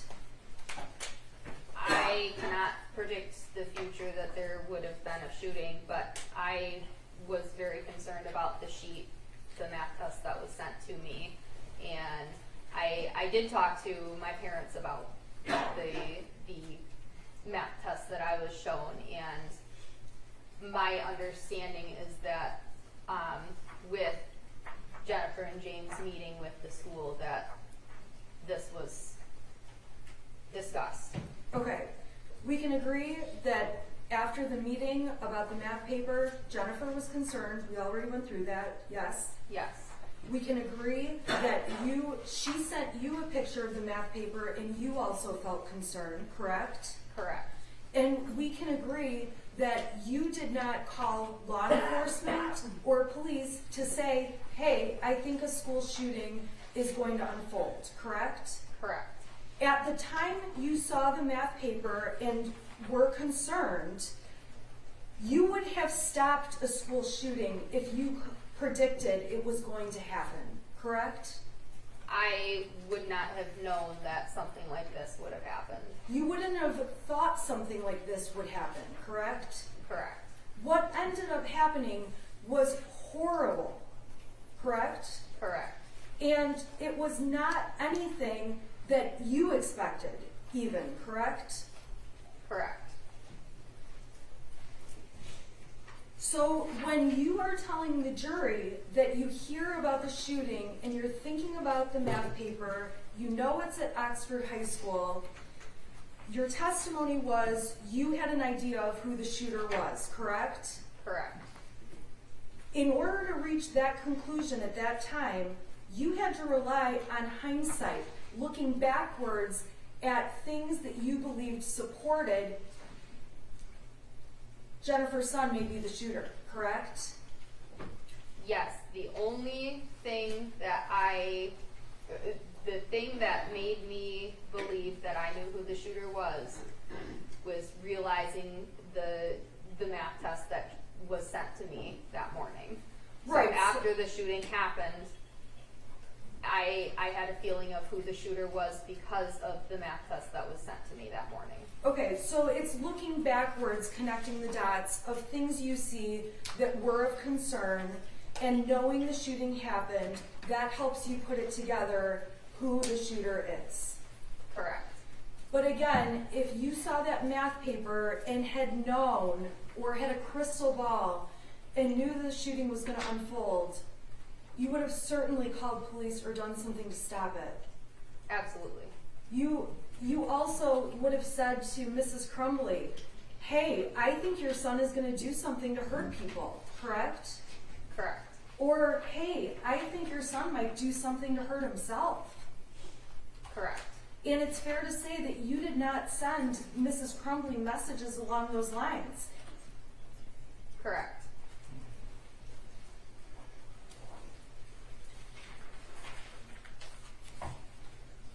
Now, you testified that you were being kind to Mrs. Crumbley. I don't believe you used the word being kind, but I characterize it as kind. When you said to her, I'm so sorry you have to deal with this, text messages along those lines that have been admitted, correct? Correct. And you are aware that Mrs. Crumbley, from the text messages, was saying she can't go home, Correct. and you were expressing concern for her in response to her saying, I can't go home. Correct. We can agree there was a strong public opinion against the Crumbleys that you were aware of. Correct. Many people were very angry with the Crumbley parents when they knew the Crumbley parents were the parents of the shooter. Correct. So one of Mrs. Crumbley's concerns that was discussed in these texts with you were for her safety and the safety of her husband. Correct. And that poured over onto you as well. As the barn owner, you needed to be concerned about your affiliation with the Crumbleys. Correct. And you needed to be concerned to make sure that you were not specifically harmed by anyone for being affiliated with them, correct? I wanted to make sure that myself, my family, and my barn family were also safe. Well, that was going to be my next question. You were concerned about yourself, and I'm sorry, you said your family? My close family, and then also what we call a barn family, or people that are boarded at my facility. Thank you. And that's why you made indications to Mrs. Crumbley about not coming to the barn or only coming with a police escort, because you were watching out for what you needed to protect, which is yourself, the people you care about, and your boarders. Correct. When you write to Mrs. Crumbley in the text that were admitted, please stay safe, you genuinely wanted Mrs. Crumbley to stay safe. Correct. And Mrs. Crumbley was explaining that she can't go home. Those texts speak for themselves. Correct. And Mrs. Crumbley ultimately says that they are staying out of town for a few days. Correct. And it's your understanding they were not returning back to their home address. Correct. In the text, you say to Mrs. Crumbley, you give her some advice to be honest about everything, correct? Correct. At no point, there is no point where Mrs. Crumbley says to you, hey, I'm going to lie about this, correct? Correct. There's no point where she says, Kara, please take my side and lie about anything, correct? Correct. When you're giving her the advice to tell the truth, she's not saying to you, I'm not planning to do that, right? Correct. And in your texts, you confirm to Mrs. Crumbley that you don't remotely think it's Jen and James' fault that the shooter did this, correct? I did put that in the text message, correct. And then Mrs. Crumbley responds that she wishes there had been warnings, correct? Correct. And when you text her back, you say there probably were, but nobody saw them, right? I did have that in my message, correct. And if you had seen warnings that the shooter would do something like he did, you certainly would have voiced that to Mrs. Crumbley. Your Honor, I believe she's been asked that question a couple of times. Well, I think she asked if you saw that picture in People's 74, would you have called the police and said there's a mass shooting, there's going to be a mass shooting? So I think the question is somewhat different. I believe she also asked her if you would have said something to Mrs. Crumbley, I'm concerned.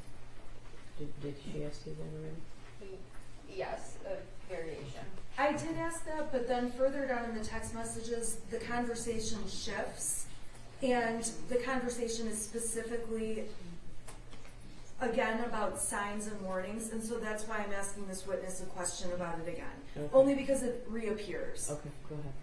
Okay, so you never said to Jennifer Crumbley, when you two were discussing the word warnings, hey, I think there were warnings, correct? Can you rephrase that? You did not say to Mrs. Crumbley, when you guys were talking about her wishing there were warnings, you didn't say, Jennifer, there were warnings. That is correct, because That's just my question. You did not say, Jennifer, there were warnings. correct. And in fact, you continued to go on to be kind to Mrs. Crumbley and continue working out the terms of buying this horse, correct?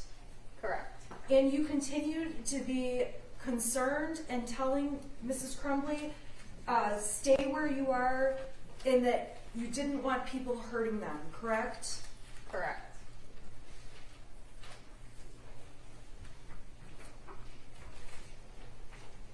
When Mrs. Crumbley was commenting to you about a lawyer costing $200,000, you understood she was trying to gather money together to pay a lawyer, retain a lawyer. Correct. And at that point, the shooting by the shooter had taken place, correct? Correct. And you do not know who the lawyer was for that Mrs. Crumbley was going to be thinking about paying $200,000 to, correct? I did not know for sure.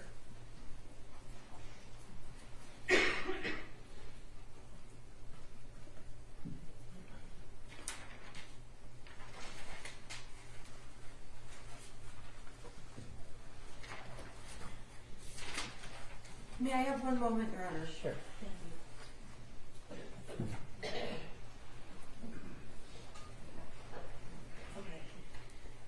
Ms. Pennick, in light of your testimony, I just want to confirm, you have never suspected that Jennifer Crumbley has stolen anything from you, correct?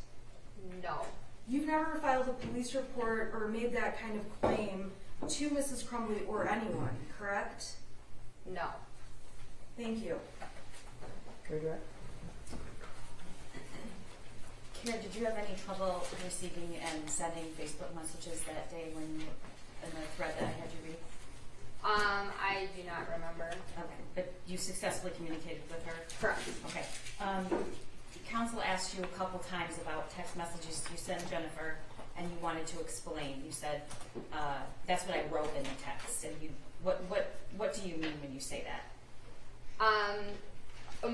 A lot of the messages that I had sent, I wanted to send them in a way that I could possibly gain more information to provide to the law and get this situation taken care of. Okay.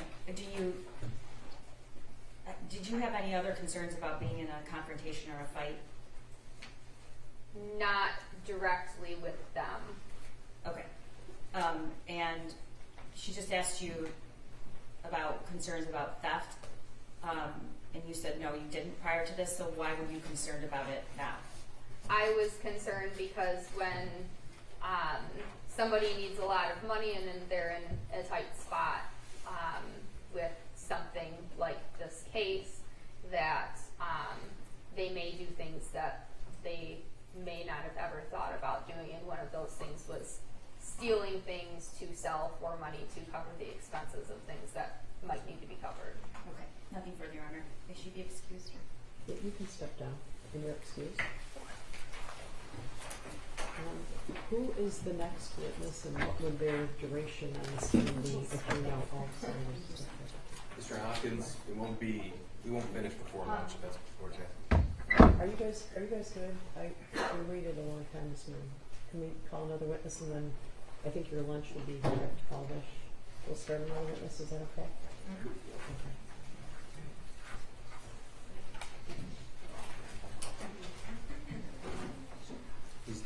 They're bringing him from down. Okay.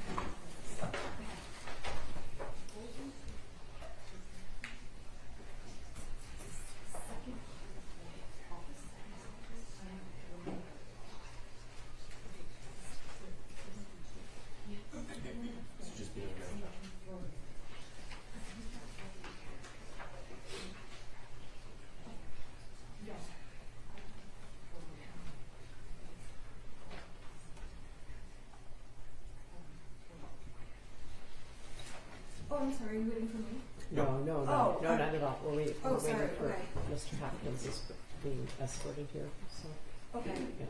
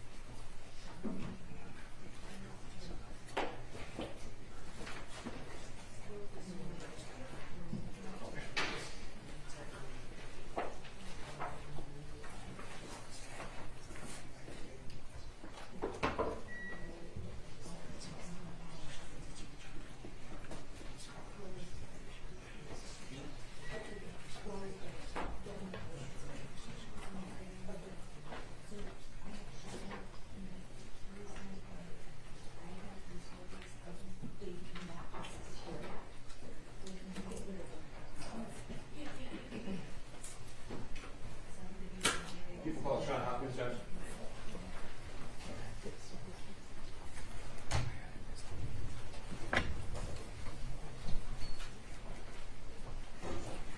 Mr. Hopkins, could you raise your right hand? Do you swear or affirm the testimony you're about to give is the truth, so help you God? I do. Okay, please be seated. And then would you state your name for the record and spell your first and last name? Sean Hopkins, S-H-A-W-N, last name H-O-P-K-I-N-S. May I, Judge? Sure, go ahead. Thank you. Sir, did you work with the Oxford High School in November of 2021? I did. Okay. And what did you do there? I was a counselor at the high school. Do you still work with Oxford School District? I am currently on leave through the end of the school year. Okay. So you said you were a counselor. What exactly does that mean? As a counselor, I oversaw my caseload of students.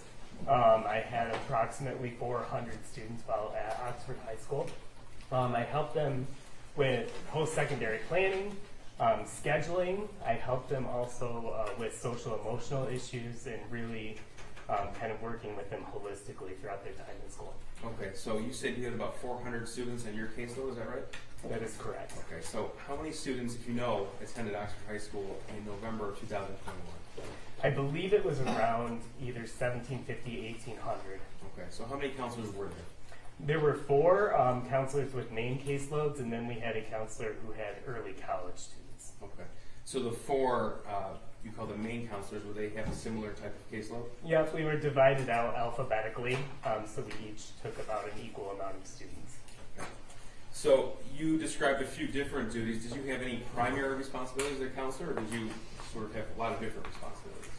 I would call it a lot of different responsibilities that were all primary. Okay. I don't know that there was one that we would put above the other that I described. So in your general caseload, did you have regular meetings with students, or was it as an as-needed basis? Both, actually. We did have a couple meetings per year that were scheduled, especially with seniors. We would meet with them regularly, and then we would meet once per year to go over scheduling and making sure that students were getting everything they needed for graduation, and then on an as-needed basis for any students. Okay. So tell me about your background, please. Well, I graduated from college in 2009, actually started as a youth pastor, worked in that role for from 2009 to 2018, actually crossed over some with my time in the schools. I graduated with a master's in counseling from Oakland University in 2015, served the 2014-2015 school year as an intern at Oxford High School, and then was hired on full-time after that. Okay, is that where you had been employed up until, from that point up until the time you went on leave?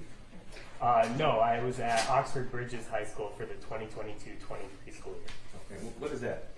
That's the alternative high school within the Oxford Schools District for students who are credit deficient and at risk for graduation because of their credits. Okay, thank you. So, did any of your responsibilities as a counselor at the high school involve disciplining students? They did not. Okay, so who would handle that? That would have been the dean or principals. Okay. So, November of 2021, Oxford High School, at that point, were students still masked? They were. Okay. Was it in-person learning, or was it hybrid, or was it remote? It was primarily in person. We did have times when we were unable to stay in person due to amount of students out with COVID tracing. Okay, so it was in person whenever possible. That'd be Yes. correct. Okay. Now, what sort of issues would arise with the students in your caseload in the fall of 2021? It was a difficult time. Looking back on it, it was a time when, it was a lot unknown for students, especially if they would be quarantined at times. You were working with them, making sure they were able to stay caught up. We actually had teachers filming their class as they were teaching their class, oftentimes, to make sure that they were able to keep students engaged even when they were out. So it was difficult from a scholastic standpoint, which in a lot of ways led to it becoming difficult from an emotional standpoint for students, where it just became, the unknown can be difficult sometimes. What sort of mental health struggles would you see during that time? We saw a lot of depression, anxiety, students struggling, and we saw suicide ideation and unfortunately suicide attempts during that time. Tell us, please, what exactly does suicide ideation mean? It's a difficult one to define for a lot of people, but really what suicide ideation is are themes or things which may be related to suicide. So we could see sadness, which in itself isn't suicidal, or we could see depression, which in itself isn't suicidal. But when we see these themes together, sometimes they can be linked with suicide. Okay. In November of 2021, as well as the previous school year, was Jennifer Crumbley's son one of the students assigned to your caseload? He was. Okay. When would have been the first time you interacted with Jennifer Crumbley's son? To my memory, the first time would have been in the fall of the 2021 school year. Okay, so what purpose would you have interacted with him then? You would have been a freshman at the high school? Well, I do know that there have been things I interacted with him as a freshman, but I don't have memory of those.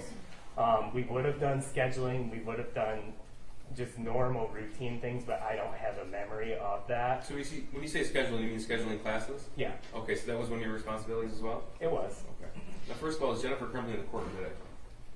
Yes, she is. Can you point here and describe something she's wearing today, please? She is to my right, wearing a black jacket. Your Honor, would the record reflect identification? The record would reflect the court identification of the defendant, Jennifer Crumbley.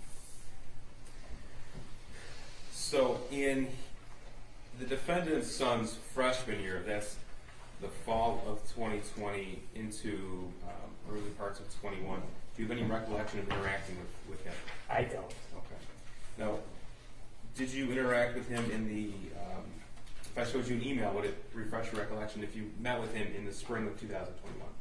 I have seen this email. I don't have memory of the meeting, but it's been documented. Okay. This is exhibit, I don't believe we have an objection to exhibits 155 through 160. I'm sorry, let me just double check here. That's correct, 155 through 160, right? You don't have an objection to any of those? No. Okay, 155 through 160 are admitted. Mr. Hopkins, I'm going to direct you to the screen right in front of you. This is exhibit 155, portions obviously unredacted. This is a copy of an email, is that correct? It is.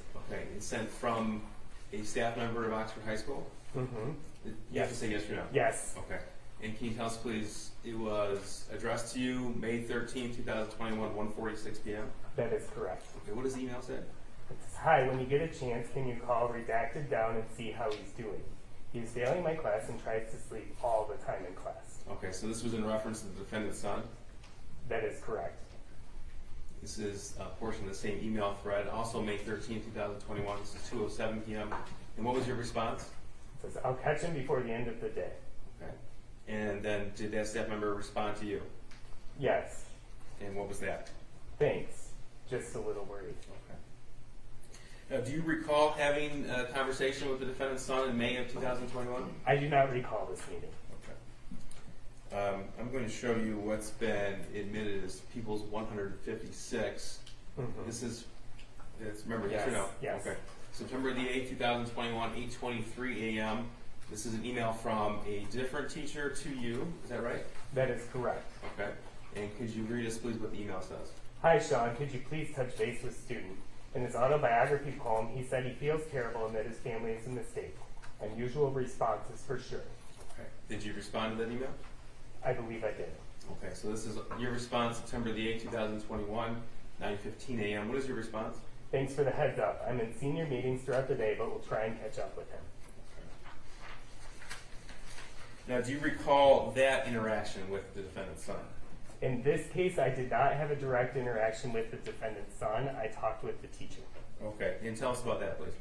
I had a conversation with the teacher, and she explained to me a little bit more context of what had gone on. She explained that he was Your joking. Honor, I would object to the hearsay. It's not offer for the truth of the matter, sir, the judge, just to offer what he did next and why. Okay, so what did you do next? So I had a conversation with the teacher who gave me greater context of what was going on within this. And she stated that he was Your actually... Honor, I would object I to don't think it was clear to him. I'm sorry. Oh, that's all right. Based on your conversation with the teacher, what did you do next? Did you? I did call not or have a email? meeting. I did not have a meeting with the student Okay. at this time. And did you send an email to either the defendant or her husband, or a phone call to either the defendant or her husband? I did not. Okay, that's all, sir. Now, in Oxford High School, are grades posted so parents can follow along? They are. Okay, and what system is that? That is through a system called Power School. Okay. They are given live updates through that system. And that's every parent of every student registered in Oxford School District that can follow along with assignments and things of that nature. Yes. And our parents also provided emailed updates to Power School. I believe that they can get notifications through the Power School system. And that's sent to email? I'm not sure. If you how that is. know, that's all right. All right. Now, this was September the 8th, 2021. I'm going to show you People's Exhibit 157. Now, this is November the 10th, 2021 at 2:45 p.m. This is an email to you. Is that right? That is correct. Okay. And can you tell us what this says, please? Student is having a rough time right now. He might need to speak with you. Okay. And then your response at 4:44 p.m. on November the 10th, 2021 was what? I'm sorry, I was in a meeting through the end of the day. I'll catch up with him.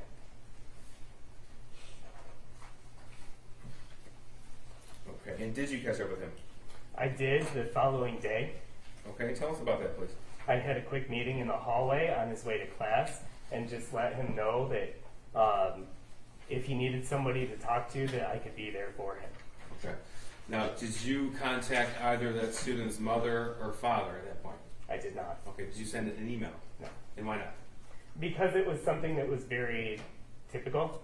I didn't have any information on the student other than he was sad, which to me is a pretty common thing and a normal thing. And I just wanted to be able to offer a bridge that if that student wanted to talk. Okay. And you offered that bridge to the student? I did meet with that student in the hallway and offered that opportunity. Okay. And for the record, that was Jennifer Crumbley's son. Is that correct? That is correct. Now, the next time you had any interaction with the defendant's son was November the 29th, 2021. Would that be right? Yes. This is Exhibit 158.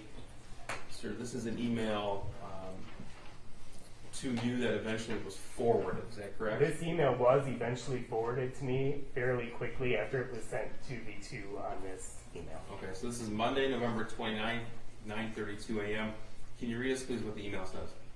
I have a student during first hour today, defendant's son, who is on his phone looking at different bullets at the end of first hour today as I was walking around the room passing out their essays. I didn't get a chance to investigate it a bit further since it was the end of the hour.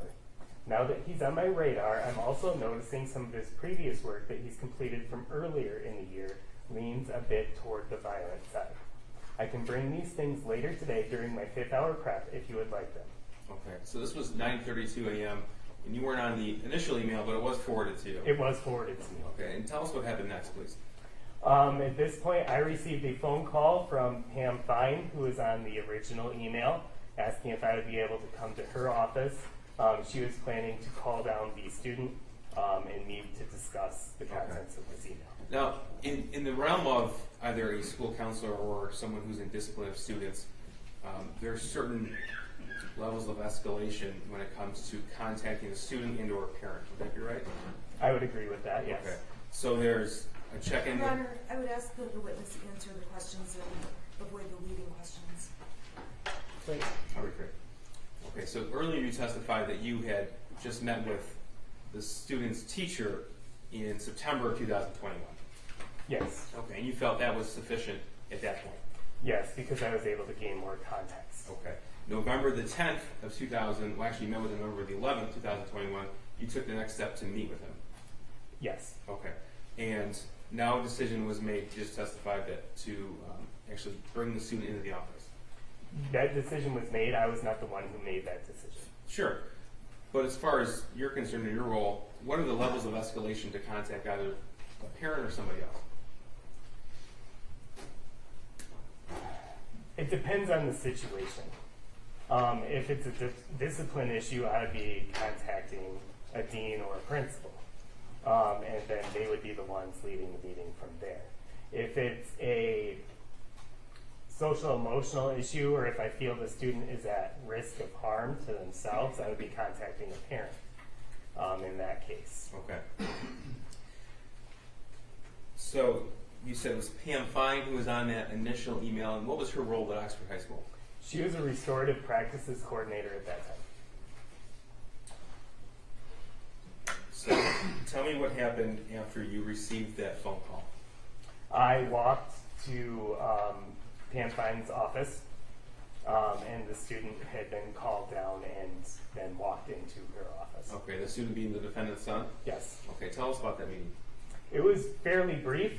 I was there as student support throughout the meeting, not to have direct conversation about the content of the meeting, but it was really a chance to get an idea of what he was looking at and why. Okay. When you said you were there for the standpoint of student support, what does that mean? Well, when a student is facing a potential discipline issue, it's fairly common to call a counselor in, as we are not the ones issuing the discipline in that case, but we can be a person there who's in the corner for the student. So is that intentional to keep the discipline separate from the counselor? Yes. Why is that? Because the counselor is not a role of disciplinarian, the counselor is a role of student support. So your focus then would be on the mental health and well-being of the student, not if the school rule was violated. That is correct. You said the meeting was fairly short. It was less than 10 minutes. Okay. Was a decision made to take the next step to contact a parent? There was a phone call to the parent after the meeting. Okay, now, do you know how that decision was made and why? I do not know how that decision was made or why. Okay. Were you there for that phone call? I was. And it was a voicemail? It was a voicemail. Okay. And who made it? You or Ms. Fine? Ms. Fine is the one who made the phone call.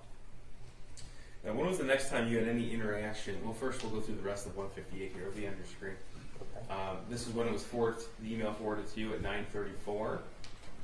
Can you read this email, please? I sent the following email to Nick and Pam. I wanted to make you aware as well. I'm not sure if you had any contact with this student. Okay, now who's Nick? Nick was a dean of students at Oxford High School at the time.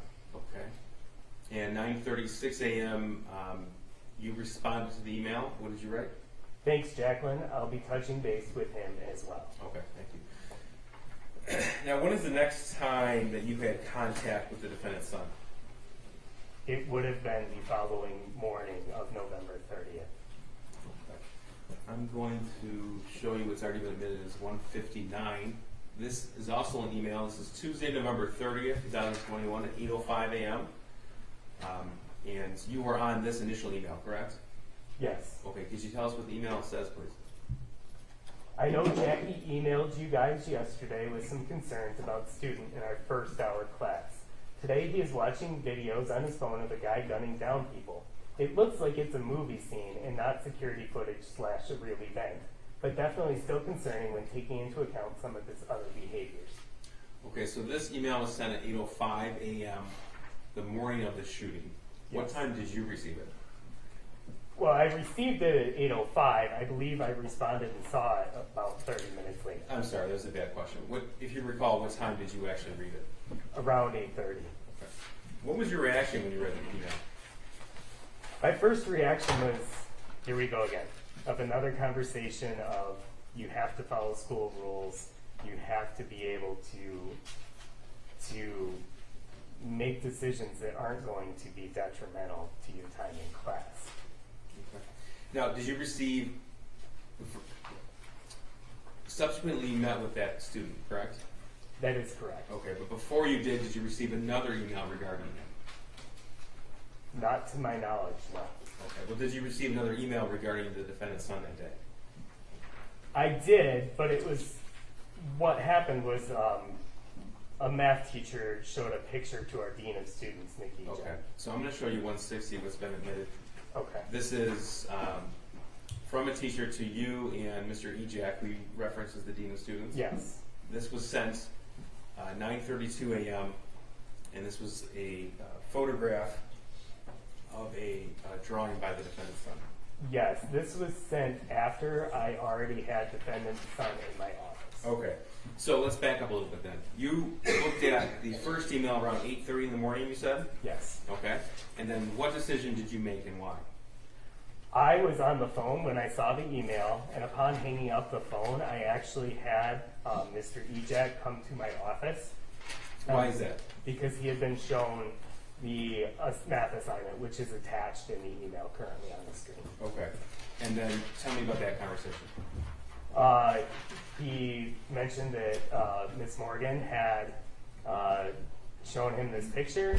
I said, Ethan, because I had his schedule up on my computer going to planning on talking with him. Okay. And then I made the decision as the counselor to go into his class because it is, when a counselor goes into a class, it could be for anything.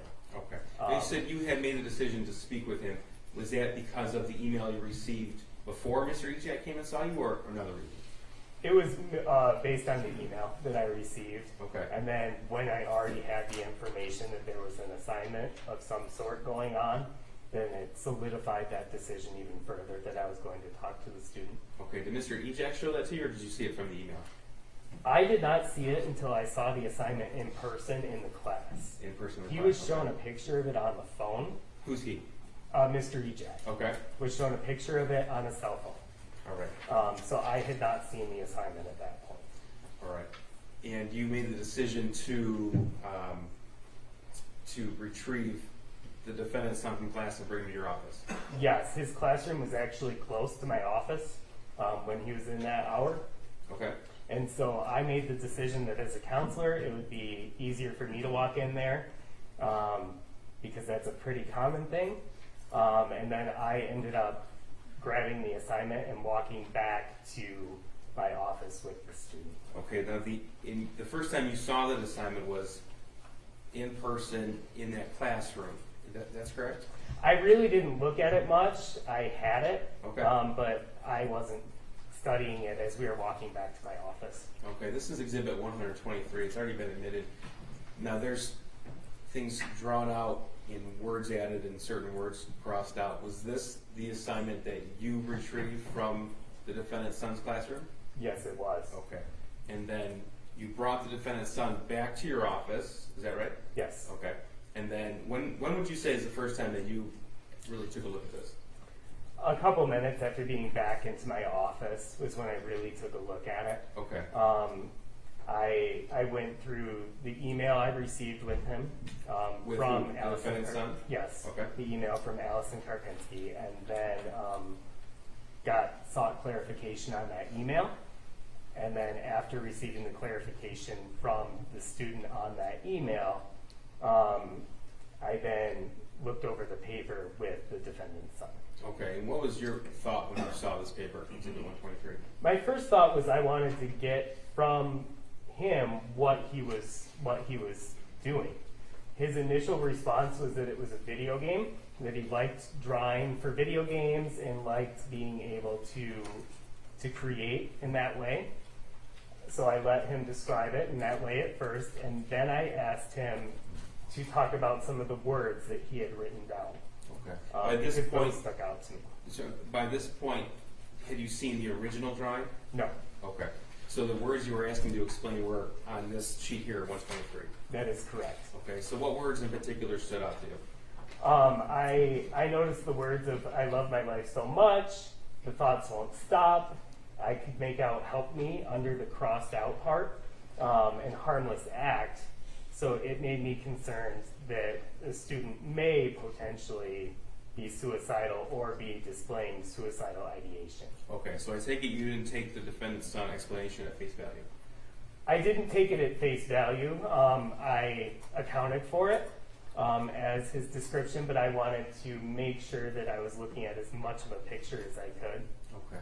So when you reviewed this drawing, and again, this is before you saw the original drawing, did you decide then to ask more pointed questions? I did. I really wanted to point out the words that were in the drawing because they were the easiest to see, and I wanted to get explanation for the words that wasn't just, it's a video game. Now, when you were speaking with the defendant son in your office, did he have a mask on? He did. Okay, did you have a mask on? I did. Could you tell what his demeanor was at that point? As best as you could, without complete facial expression. You still have Okay. tone of voice, you still have pace of speech. At this point, you never actually interacted with him without a mask, would that be right? That is correct. So, when you asked more pointed questions, tell us what happened next and why. His demeanor at first was very compliant, and as I started asking about the words and asking him to describe the words, his demeanor shifted towards more of a sad demeanor. Okay. He started sharing some things that had gone on in his life. Like what? He mentioned that a family dog had died recently. He mentioned that a grandparent had passed, that he was struggling with COVID and with school through COVID. And he mentioned that he had an argument with his parents about grades the night before. Okay. Did he tell you that a friend of his had abruptly left the state? He did mention that a friend of his had left. He didn't say the state, just wasn't attending school anymore. Okay. Now, did you make a decision based upon your conversation with him to call Jennifer Crumbley? I did. Okay. Now, is that before or after you saw the original drawing? I don't remember. Okay. So during this conversation with the defendant's son, did you have the opportunity to look at the original drawing? I did receive the original drawing in an email, probably 25 to 30 minutes after retrieving from class. So this is Exhibit 74. It's already been admitted. This is the original drawing that was shared with you? Yes. Okay. Now, what about this drawing causes you concern as well? This drawing also gave me a lot of concerns of suicide. When I looked at it and I saw one body, when I looked at it and saw words that were internalized of "the thoughts won't stop, help me," I started becoming concerned about the student's well-being and made the decision that I needed to involve parents. Okay. So we had talked about checking with the teacher, checking with the student, calling the student in to the office, and a phone call to the parent. Now, you decided to not just call the parent, but also call them in? I did. Okay.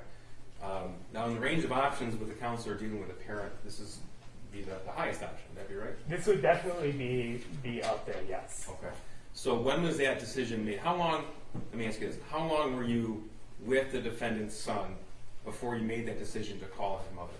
To the best of my memory, at least 20 minutes. Okay, so in that 20-minute time span, though, you made the decision to bring her in? I did. Okay. Tell us how that happened. I asked, I actually told the student what I was going to do. I said, here's where we're at, and here's what I have to do.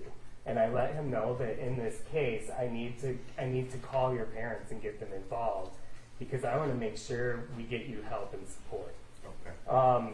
I then gave student the option to choose which parent he wanted me to call. I do that quite frequently because it gives you an insight into the student a little bit. Of sometimes they might say, please don't call this parent. And the student's response was it would be easier to get a hold of mom. So we called mom. Okay. Now, did you tell him that you had concerns of suicidal ideation before you called Jennifer Crumbley? I do not believe that I told him that, no. And you indicated that you had seen in the fall of 2021 other aspects of suicidal ideation in other students? Yes, Okay. And you said even some students had even attempted suicide? sadly, yes. Okay. So you've had these sort of meetings where you call a parent in before? I have. Okay. And you said it was the defendant's son to call Jennifer Crumbley, or at least you'd have an easier time getting a hold of her? Yeah, that was the statement. So I called mom, and I Mom believe, being the defendant, Jennifer Crumbley? yes, that is Okay. correct. And she was unable to answer that phone call. So I then asked, Well, how do you know that? It went to voicemail? yes, Okay. she did not answer She that did not phone answer. call. Okay. And so I asked the student if it was okay for me to call his dad, and he said yes. I called dad, and it sounded like there was an answer, but it was also kind of like just dead air on the phone. Okay. So I hung up, and a few moments later, I received a phone call back from Jennifer Crumbley. Okay. Now, if I told you that we had phone logs admitted into evidence that showed you left a message for Jennifer Crumbley at 9:24 a.m., would that sound right to you? That sounds about right, yes. Okay. And then it appeared from those same records that she had called you back at 9:27 a.m. Does that also sound right? That sounds about right. Okay. Tell us about that conversation between you and Jennifer Crumbley at 9:27 a.m. I let her know that I had the student in my office and I had some concerns and was hoping that she would be able to come into the school. Was that on your office line? It was on my office line, yes. Did you have the telephone to your ear, or was it speakerphone? At that point, it was to my ear, and I believe that mom asked to speak with Ethan, or the student. So I then put it on speakerphone and allowed them to talk to each other as well. Okay. Tell me about that, please. Mom asked the student what was going on, and he didn't really have much, just kind of. Okay. Did you tell the defendant that you had a drawing you were going to send her, the math worksheet? I believe I did, yes, Okay. and then I sent it to her, Okay. to her cell phone. And did she comment on that drawing, the math worksheet, to you while she was on the phone with you? Not to my memory.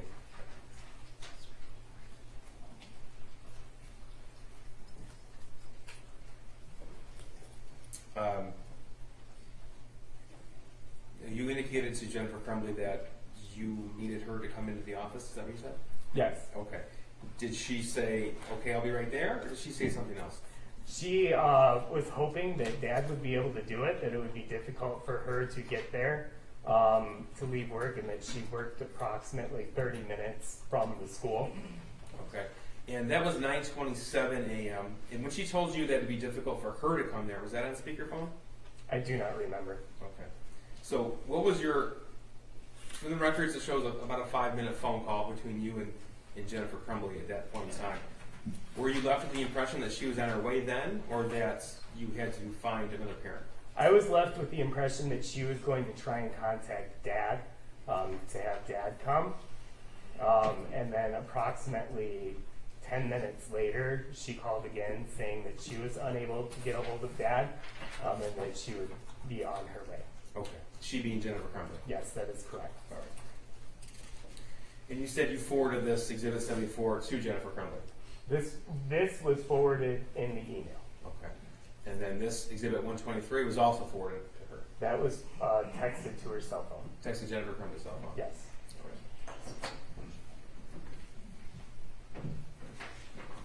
Is this a good or bad time to break? This would be fun. Yeah, their lunch is here. So, Mr. Hopkins, you can't discuss your testimony with anyone before you return. Okay? All right? Then you can sit down. We'll come back at 1 o'clock. Okay? Right there, yeah, their lunch. Thank you, Jeff. All rise for the jury.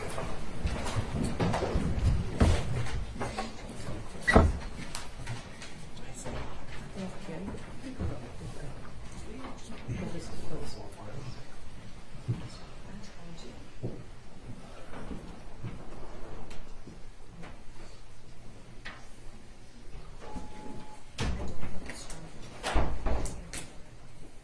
Okay, 1 o'clock? Thank you, Jeff. Thank you.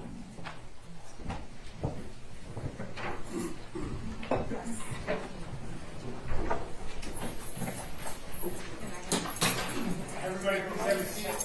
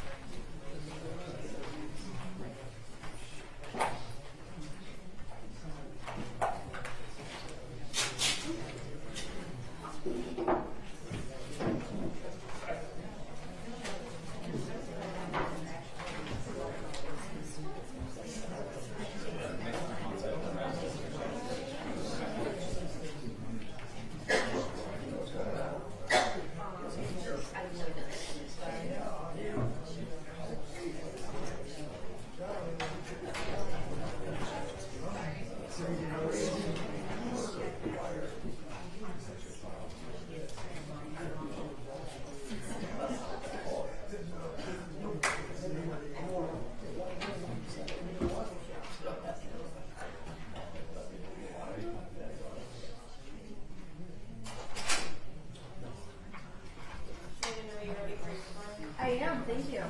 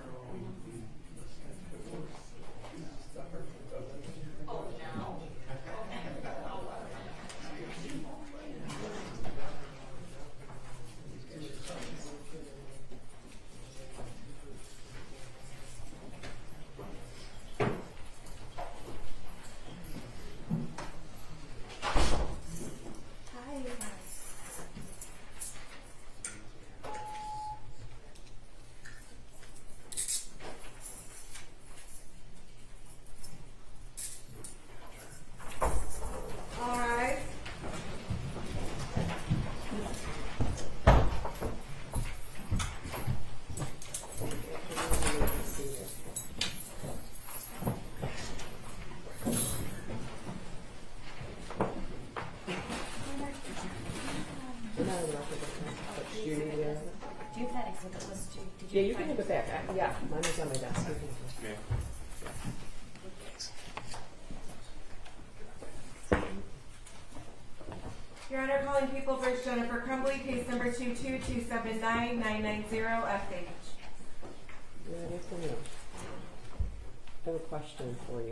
We had a discussion about a juror last week. I think the juror, because I said if anyone approaches you or does anything, let me know. And I also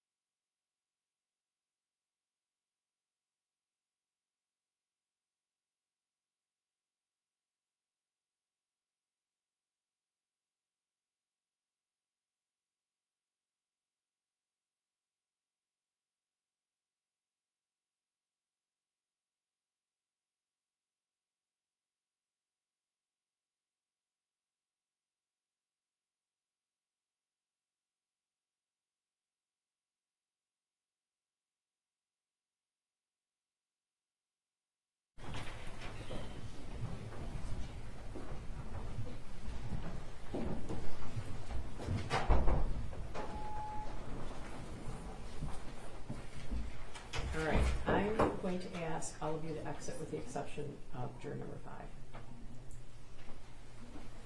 Juror in seat 5, okay? My clerks are like, what the heck is she doing? So that's why we're not there. Yeah, just for a few minutes, just for a few minutes.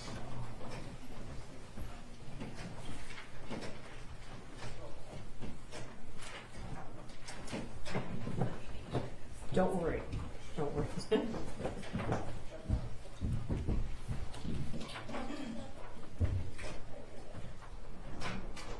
All right, you may be seated. Okay, juror number 5. I don't want to make you nervous. What's that? Yes, I should be. Oh, the jury's never on here. Yeah, I'm not showing that, but I just want to make sure the audio part. I've got my hand over the lens, Your Honor. Okay. So, but is this, these proceedings right here are off camera? Do you want, ma'am? I would love it. I don't know if I'm allowed to ask you to do that, though. Am I allowed to ask you to do that? I'm still maintaining a public courtroom, so I think I am. Thank you. Thank you. So you're off, right? This will Yes, take ma'am. just a second. Thank you. I just wanted to ask you.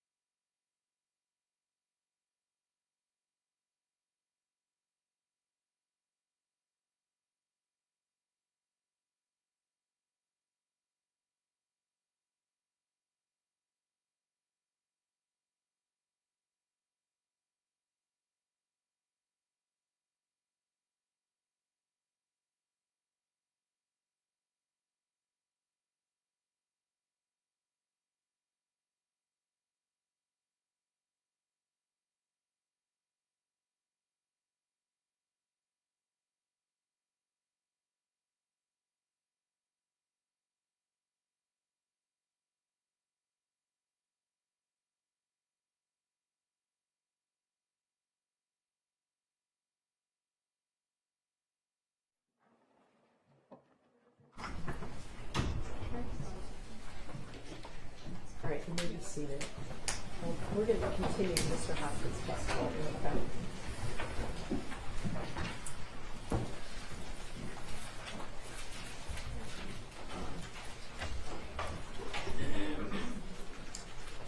You are Sean Hopkins? Yes. And you are Stone Girl, okay? Understood. Okay, you can be seated. Go ahead, prosecutor. Thank you. Okay. Mr. Hopkins, when we broke for lunch, we were talking about the phone conversation you had with Jennifer Crumbley when you called her into school. Yes. Okay. So, that morning, did both Jennifer and James Crumbley come to the school? They did. Okay. Do you recall approximately what time? I believe it was around 10:30. Okay. Now, if I were to tell you that we had video surveillance that showed that you welcomed them to your office at 10:40, would that sound right? That sounds right. Okay. So, walk us through what happened from the time that you were notified that James and Jennifer Crumbley were there to the time that you went and welcomed them. So when I was notified that they were there, I had actually texted Mr. Ejak to please come back to my office. He had been present through a majority of the meeting until we confirmed the parents were arriving, and then asked him to return. I then went out to the lobby of the counseling office area to greet the parents. Okay. So from the phone call where you actually spoke with Jennifer Crumbley was 9:27 a.m. From that point, 9:27 a.m. until 10:40 a.m., where was the defendant's son? In my office. Okay. And what was going on there? There was a conversation between myself, the defendant's son, and Mr. Ejak was there as well until approximately 10 a.m. During that time, I was still trying to affirm that parents would be able to arrive, and I was talking with the student about really what I was going to be sharing with his parents. Okay. And tell me, sir, what was your expectation of the result of that meeting that you called? My hope was that they would set a plan to get help for their son. Okay.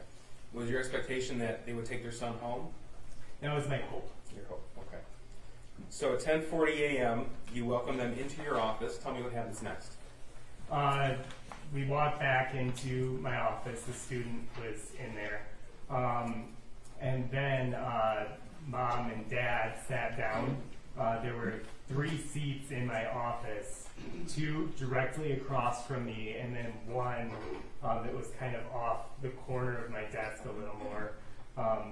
The student was in one of the 2 across from me. Dad sat in one of those, and Mom sat in the one that was more at a diagonal from where I was. When the defendant and her husband walked into the office, did they approach their son? Not to my memory, no. Okay. Did either one of them hug their son? No. So who started the meeting? I believe I did, and I went over some of the things that I had talked through over the past 2 days with their son. I wanted to confirm some things I wasn't sure of, so I confirmed with Mom that she did receive a voicemail from Miss Vine the day before, and just confirmed that what was stated in that meeting was true. And Mom confirmed that she received it and that was true. And then I went over some of the things that I had received messages from the teachers over the past 2 days. Okay. Now, when you were asking Jennifer Crumbley to confirm that information, was she sharing any additional information with you? Not to my memory, no. Now, describe Jennifer Crumbley's demeanor when she walked into your office. She sat down in the chair, felt a little bit distant. What do you mean by that? More just kind of like it felt like it was a little bit of an inconvenience to be there. Okay, you testified that you had to have these meetings in the past. Yes. Was this meeting similar to those meetings, or was it different? Your Honor, objection to relevance. Judge, it's relevant because the crux of this case is the defendant's failure to use ordinary care to avoid a tragedy. And her failure to use just ordinary care contributed to her failure to adhere to her parental responsibilities, which is her duty under Michigan law. It's all part of gross negligence, Judge. Well, I guess it was the meeting unusual in any way? How many meetings like this have you had with parents in general? Dozens. Dozens? Okay. So, I mean, people react differently to, no one's very excited about coming to this school about their child, right? I would agree. Well, this wasn't a discipline issue though, was it, sir? No. Okay. In fact, you had indicated, Jennifer Crumbley, that you had concerns with suicidal ideation. I had concerns for his well-being, absolutely. And you communicated that to Mrs. Crumbley before she got there? Yes, Okay. And yet still it was different than the dozens of meetings you had in the past? I would agree. All right. So you said that the defendant's son sat directly across from you. James Crumbley was in a chair next to him. Jennifer Crumbley was off to your side. I don't remember which chair student and dad were in. That's I know fine. they were both across from me, and Jennifer Crumbley was off to the side a little Okay. more. So you were asking them to confirm the voicemail, information left in the voicemail November the 29th, the day before? Yes. Okay, specifically what information were you asking them to confirm? I asked first that they received the voicemail because I didn't know at that point whether they had or not. And then I asked to confirm the details of the voicemail, which were that shooting guns were a hobby that they undertook as a family and that they had went to the range over the weekend. Okay. Did you tell Jennifer Crumbley that her son expressed to you his own feelings of his friend leaving the state? I did mention that, yes. Okay, and what else did you mention? I mentioned the conversations I had with the student, with the friend leaving, that the student was sad about that, the dog, family dog passing, grandparent, COVID being hard, and all of those which were told to me by the student were also confirmed by the Okay. parents. Now, when you say confirmed, I take it that, I don't want to put words in your mouth, but this didn't catch Jennifer Crumbley by surprise. It did not feel as though it was new information to the Okay. parents. All right. Now, you testified that it was your hope that they would take him home that day. What do you mean by that? I wanted to make sure the student was able to get the support that I felt was needed, and I was wanting it to be as soon as possible. Okay. Did you feel like that he could be left alone at that point? I did not want him left alone at that point. In fact, that's why I kept him in my office until I could make contact with parents. Okay. And you communicated that to the defendant? I do not remember if I communicated that to the defendant. So when you discussed, well, first of all, did you communicate your hope that they take him home to the defendant? Yes, my words were, I want him to be seen as soon as possible, today if possible, and I actually provided a list of mental health resources and handed that to Mom.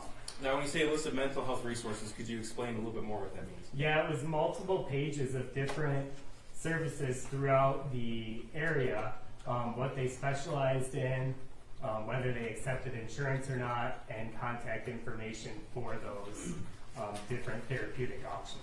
Okay, and that was actually provided to the defendant and her husband? I handed it to Mom. Okay. Now, when you communicated your expectation, what was Jennifer Crumbley's response? I didn't feel as if it was going to be an absolute no, but it was made quite clear that it wasn't possible to do it that day. Why do you say it was made clear it wasn't possible to do it That that day? they had to return to work and they were unable to do it that day. So who said that? Mom. Mom is in Jennifer Crumbley? Yes. Did she speak for James, or did James speak as well? I don't remember James speaking on that topic. So what happened next? My comment was, then I said I'd like to see him as soon as possible. Today is possible. I was told today is not possible, so I said, is 48 hours possible? I will be following up. In those dozens of meetings in the past, had anyone ever said that they couldn't have their son go with them that day? I had not had that happen in a situation. Roger, I like that. would object to the relevance. It's the same response as the last objection. Okay, well, I guess you'd want to back up even further. Have you ever asked parents to take their child home with them that day? Have you ever requested that before? I've encouraged parents to be able to get their son and or daughter help and therapy. I had never had it where it was feeling like I needed to push to make it happen. And you say the feeling like you needed to push to make it happen. That's what you're experiencing November the 30th, 2021. That is correct. Okay. So tell me what's going on through your mind at this point. I was a little caught off guard and a little confused because it was something that I wasn't really expecting that type of response, especially when parents came, and in fact both parents came, which I wasn't expecting, nor did I request. I was a little surprised at their willingness to come, but then not completely follow through. Okay. Now, you told the defendant or husband that your opinion was this drawing showed suicidal ideation. Is that right? That was my opinion, and I did not. I saw it as somebody who was showing signs that could be associated with suicide, and so I took that, and out of just an abundance of caution, wanted to make sure that the student was able to get help. Okay. But you communicated that to the defendant. I did. Did you specifically ask them to take him home that day? I did not specifically ask them to take them home. I asked them to take him to get help and therapeutic help. Now, when it was made clear to you that Jennifer Crumbley was not going to take her son home, and neither was James, what is your next step? My next step was to try and think of what is best for this student in front of me in this moment. Okay. And tell me about your decision process. When I looked through it, it was clear they weren't going to take him that day. So my first thought was, I don't want him alone.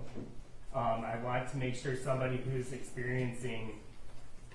Why didn't you want him alone?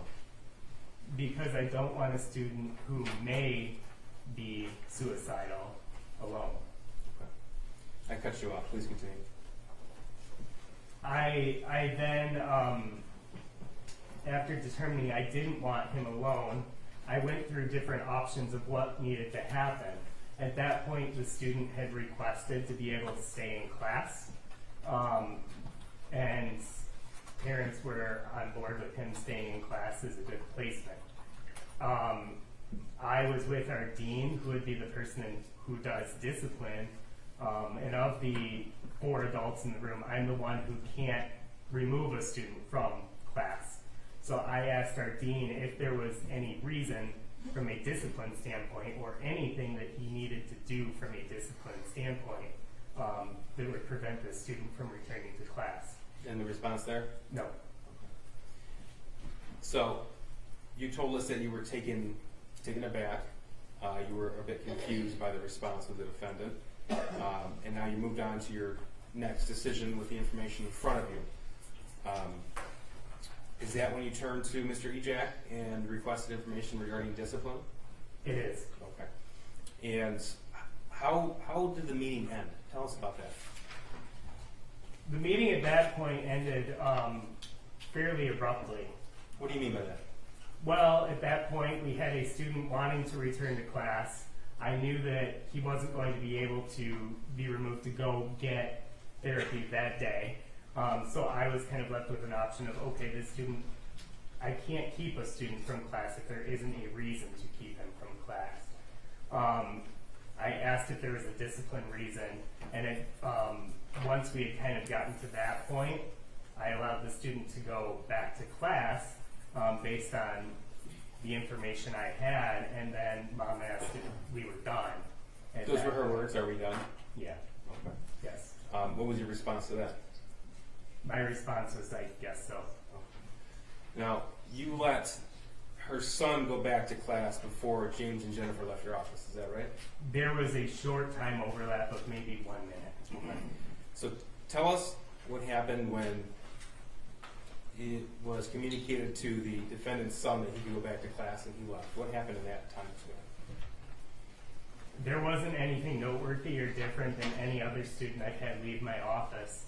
I wrote a pass to allow him back into the classroom, and he had his belongings and went to class. When he left, did either James or Jennifer hug him?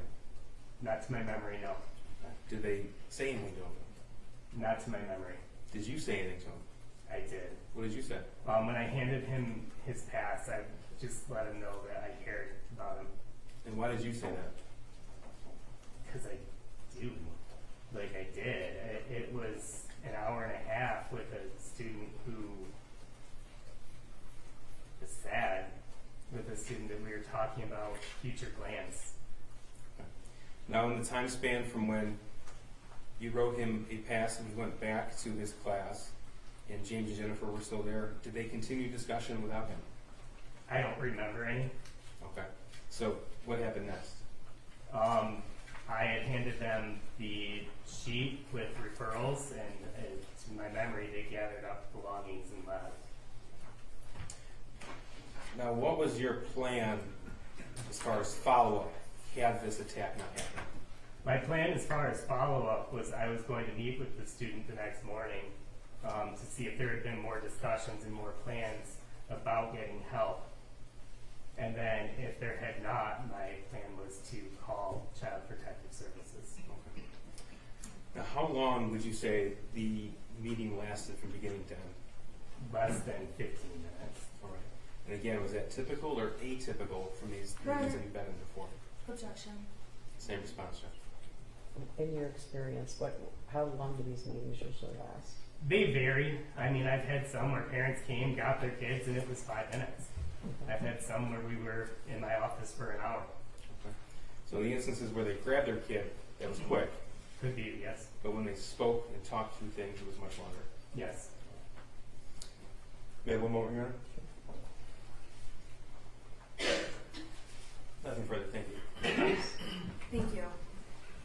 Good afternoon, Mr. Hopkins. Good afternoon. My name is Shannon. I represent Mrs. Crumbley. When I'm asking questions today, if I ask anything confusing, can you please slow me down and let me know? I will do so. Okay, thank you. I appreciate that. It's true that you are licensed as a school counselor, correct? That is correct. What does it mean to be licensed as a school counselor, or what does one have to do to obtain a license? You have to graduate with a degree from an accredited university and meet all of the standards of the state of Michigan to become a school counselor. And obviously you did that. Yes. Can you give us some examples of the standards? I have to meet the required trainings based on hours over a certain period of years. Do you recall how many hours or?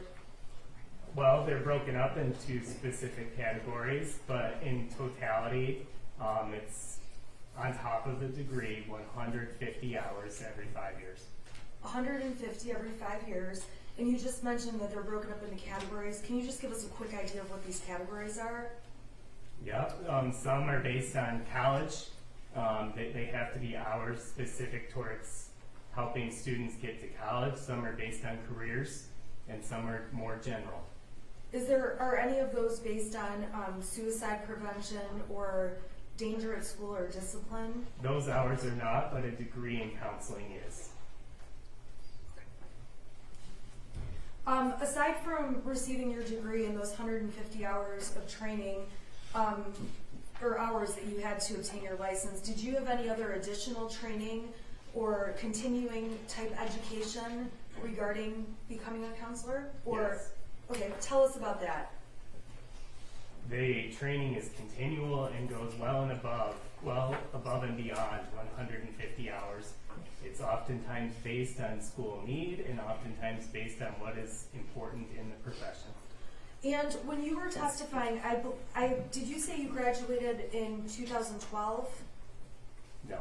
I'm sorry, 2009? I graduated undergrad in 2009, master's in 2015. I'm sorry, okay, master's in 15, and at what point did you become licensed? Were you licensed, what year? I passed the school counseling exam in the summer of 2014. Okay, so starting in summer of 2014, you had to do at least 150 hours every 5-year period, correct? When I was hired in 2015 and had the full licensure, I did 5 years, renewed my license in 2020. Did you do the 150 hours, or did you do more hours? More. Can you give us an idea of how many hours? Significantly more. Okay, when you say significantly more, are you talking double the number of hours, 50 extra hours? I wouldn't keep track of all the hours that far beyond, but significantly more. Okay, I understand, I just don't know. More than 200. More than 200, okay. And then, again, you've continued since that time when you renewed your license in 2020 to keep getting more and more hours, correct? Correct. So by 2021, it's fair to say you had over the 150 hours you needed, the additional hours you talked about, and then you had already started moving on into the 150 you would need for renewing your license for the next 5 years. Yes. Okay, did I say all that right? I believe so. Okay, thank you. Now, when I want to go back through the exhibits that Mr. Keast admitted while you were on the stand, and if you need to see any of the exhibits, please let me know. I'm going to start with 155, which were the emails that started off with Ms. Is it DeRiker? It is DeRiker. DeRiker. Do you need to see that in order to? I would like to see that. Okay. Yes, please. Your Honor, may I put it up on the screen, what's been admitted? Sure, I'm sorry, what exhibit number is it? This is going to be number 155, and I just need to. Okay.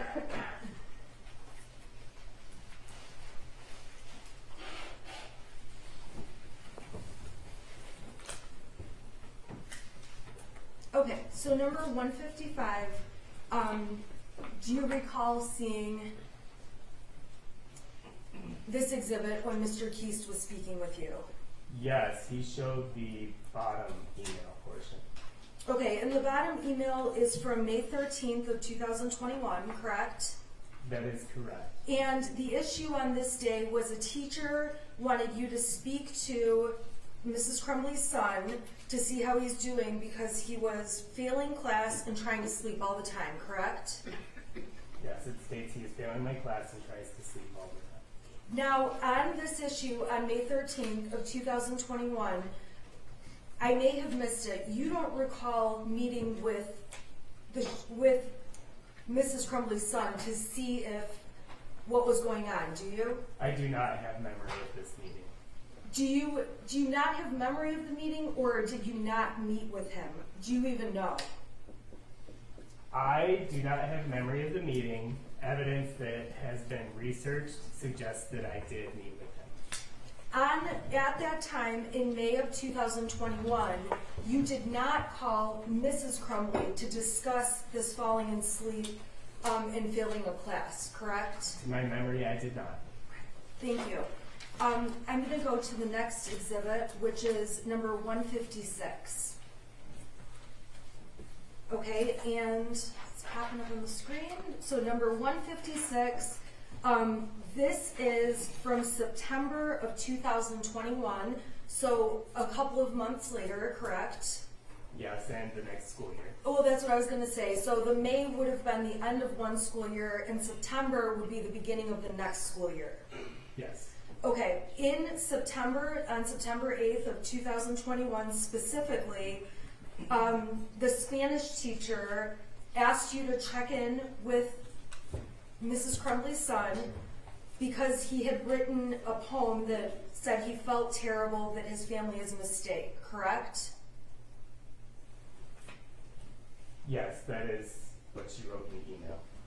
Now, on this occasion, in September of 2021, did you speak with Mrs. Crumbley's son? No. You did not. Okay, so then it would also be fair to say that you did not call Mrs. Crumbley herself and let her know that this concern had taken place. Yes, as I stated earlier, I followed through with the teacher on this concern, and she gave me further clarification of what had occurred. Okay, so at the end of the day, after further clarification, all said and done, this September 8th date, you did not place a phone call to Mrs. Crumbley. Correct. You did not email her or, I suppose, communicate with her in any way, correct? That is correct. I'm going a couple months later, we saw Exhibit 157, and I'm going to go ahead and put that up on the screen. Now, 157 is the emails dated, it looks like November 10th of 2021. This was an email from the Spanish teacher to you indicating that Mrs. Crumbley's son is having a rough time and may need to speak with you, correct? Yes, that she writes he is having a rough time right now. He might need to speak with you. And on this occasion, you did speak with Mrs. Crumbley's son, correct? I did. This was the occasion where you saw him in the hallway and had a conversation with him, correct? Yes, I caught him during passing time where there were a couple of minutes in between classes and let him know that if he needed someone to talk to, that I would be there. Okay, so you talked to him, offered support, let him know where he could find you, correct? Correct. Now, on this occasion, in November 10th of 2021, after speaking with Mrs. Crumbley's son, you did not call Mrs. Crumbley, correct? I did not. You did not email Mrs. Crumbley about what took place with her son, correct? I did not contact her in any way based on this email.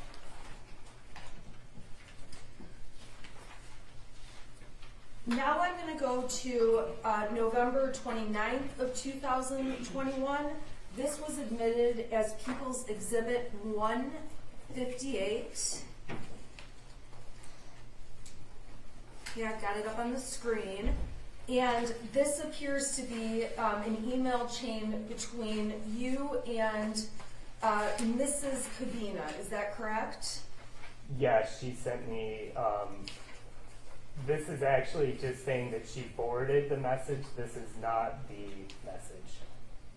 I apologize. This message, however, that's forwarded makes you aware that Mrs. Crumbley's son was looking at different bullets in his first hour class, correct? Yes, I do not have that email in front of me right now. So I don't have the exact wording. There it is. I'm sorry, it's page 2, so I just had to scroll down. Thank you. Yeah, so it's alerting our Dean of Students and Ms. Fine that there was a student in first hour who was on his phone looking at different bullets at the end of the hour. Now, on this date, on November 29th, 2021, you did witness Miss Fine leaving a voicemail letting Mrs. Crumbley know what happened, correct? That is correct. I witnessed Ms. Fine calling Ms. Crumbley and then leaving a voicemail regarding a conversation that happened during school. And this jury has already heard the voicemail. We can agree that there is no request by Ms. Fine or the school that Mrs. Crumbley return the call, correct? I don't remember the voicemail because I have not listened to it. It would not be odd to me if there was a request or not a request. Thank you. Now, in that voicemail, I'm sorry, I'm not going to ask you about the voicemail.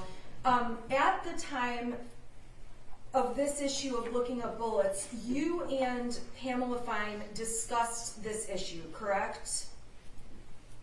What do you mean by discussed? I'm not sure I understand.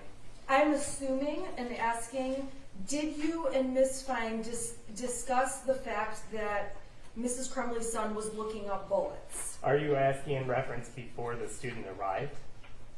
Yes, before or when the student arrived, either. There was not much time between me getting there and the student arriving. The context of the meeting was largely led by Ms. Fine to gain an understanding from the student's perspective of what was going on at the end of the hour. First, to see if he was going to be forthcoming with the truth, and then to see what was actually going on and what his reasons for doing so were. And when you guys spoke with him about the bullets, there was also discussion about other things people may look up on the internet that are not illegal, but just not appropriate during school hours, correct? There was discussion about school appropriate behavior, yes. And overall, Mrs. Crumbley's son was told looking at bullets not appropriate for school, correct? Yes, looking at bullets is not appropriate during school. And beyond that, there was no further disciplinary action taken by the school other than just a notification, phone call, voicemail to Mrs. Crumbley. To my knowledge, but I would not be the one making the disciplinary decisions. As far as you know, though, that was the end of it. That was the end of my involvement in it. Okay. Now I'm going to turn to Exhibit 159. This was admitted when you testified, and this is an email that appears to be between Allison Karpinski and this was sent to you by Ms. Karpinski. Do you recall this email? I do. Now, this email is dated on November 30th, 2021. Yes. Correct? And we agree, November 30th, 2021 is the day that ultimately becomes the shooting, the day of the shooting. Yes. And this email was sent at 8:05 a.m. by the teacher to you. Yes. And specifically mentions that Mrs. Crumbley's son was watching videos on his phone of a guy gunning down people, correct? It says that today he's watching videos of his phone of a guy gunning down people, and to continue, she writes, it looks like a movie scene and not security footage / a real event. Okay, so she represented that it looked like a movie scene. It doesn't look like a real event. Okay, but she mentioned that it's definitely still concerning, correct? Yeah, she says when taking into account some of his other behaviors, that she found it definitely still concerning. Now, when did you become aware that Mrs. Crumbley's son was watching these concerning videos? When I read the email. At 8:05 in the morning? I did not read the email at 8:05. I believe I read it approximately 30 minutes later. Okay, so you would have read this email at approximately 8:30 that morning. Around that time, yes. Now, when you read the email at 8:30 that morning, you did not call Mrs. Crumbley's son down to the office to ask him about these videos, correct? I was on the phone at the time with other parents. So you did not call Mrs. Crumbley's son down to ask him about the videos. That's fair, correct? I did as soon as I was able to. Okay, so there's a time lapse between when you got the email and when you were able to speak with Mrs. Crumbley's son. Yes. Now, when you spoke to Mrs. Crumbley's son, you did not ask him to bring up the videos and let you watch what he was watching, correct? Correct. I asked him what he was watching. And you relied on the information he provided to you about what he was watching. Exactly as I would if I asked him to show me the videos, yes. I'm sorry, I don't understand what that means. I was relying on him to provide the information, which would be the same as if I had asked him to show the videos. Okay, but if you saw the videos, you would know specifically what they look like. You are instead relying on what Mrs. Crumbley's son says was on the videos, correct? Yes, I asked him what they were, and he told me what they were, and I relied on the information he gave me. When he told you what the videos were, the information you relied on, did he tell you where he obtained those videos from? No.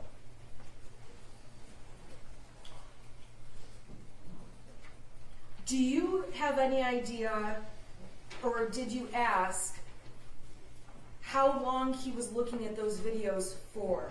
I did not.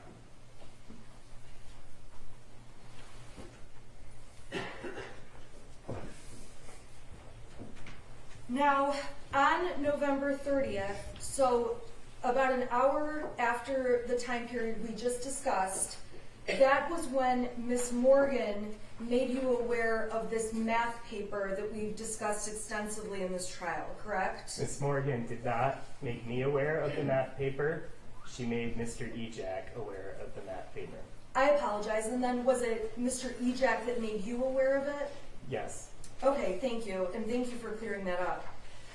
Now, your testimony,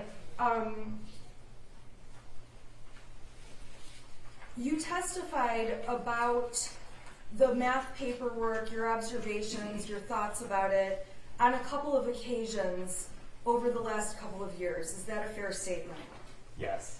And when you saw the original photograph or the original math paper, we can agree that there is a gun drawn on the math paper.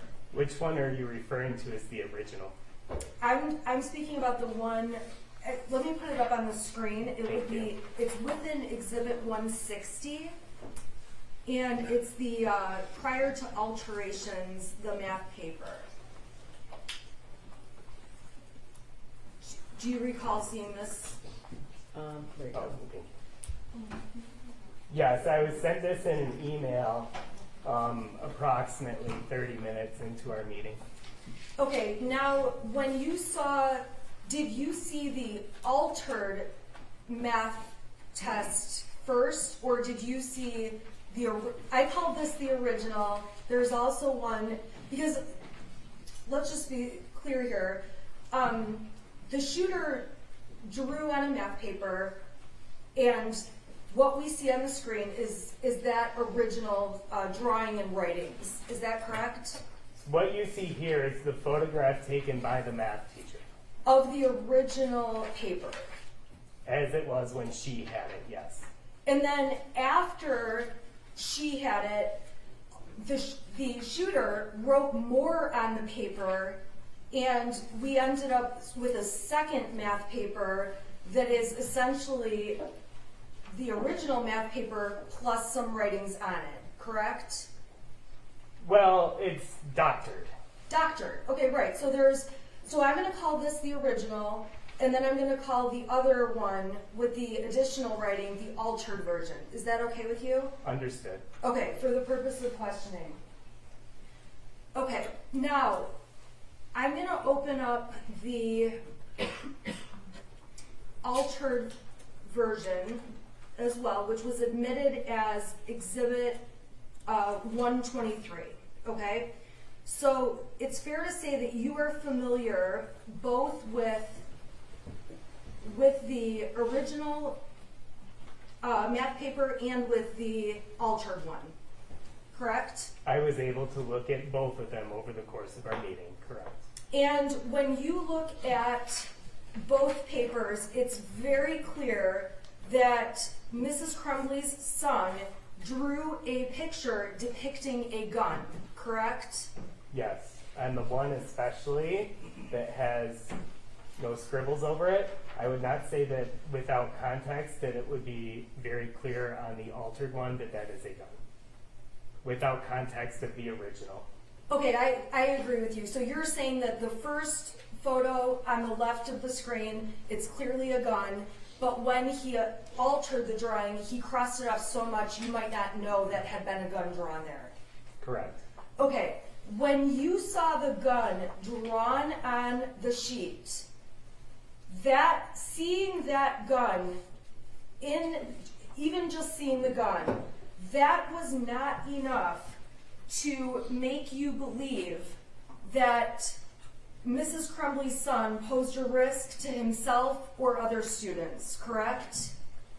I wasn't sure whether he posed a risk to himself, so that is why I called in the parents. Okay. I was concerned, and I wouldn't call in parents unless I was concerned.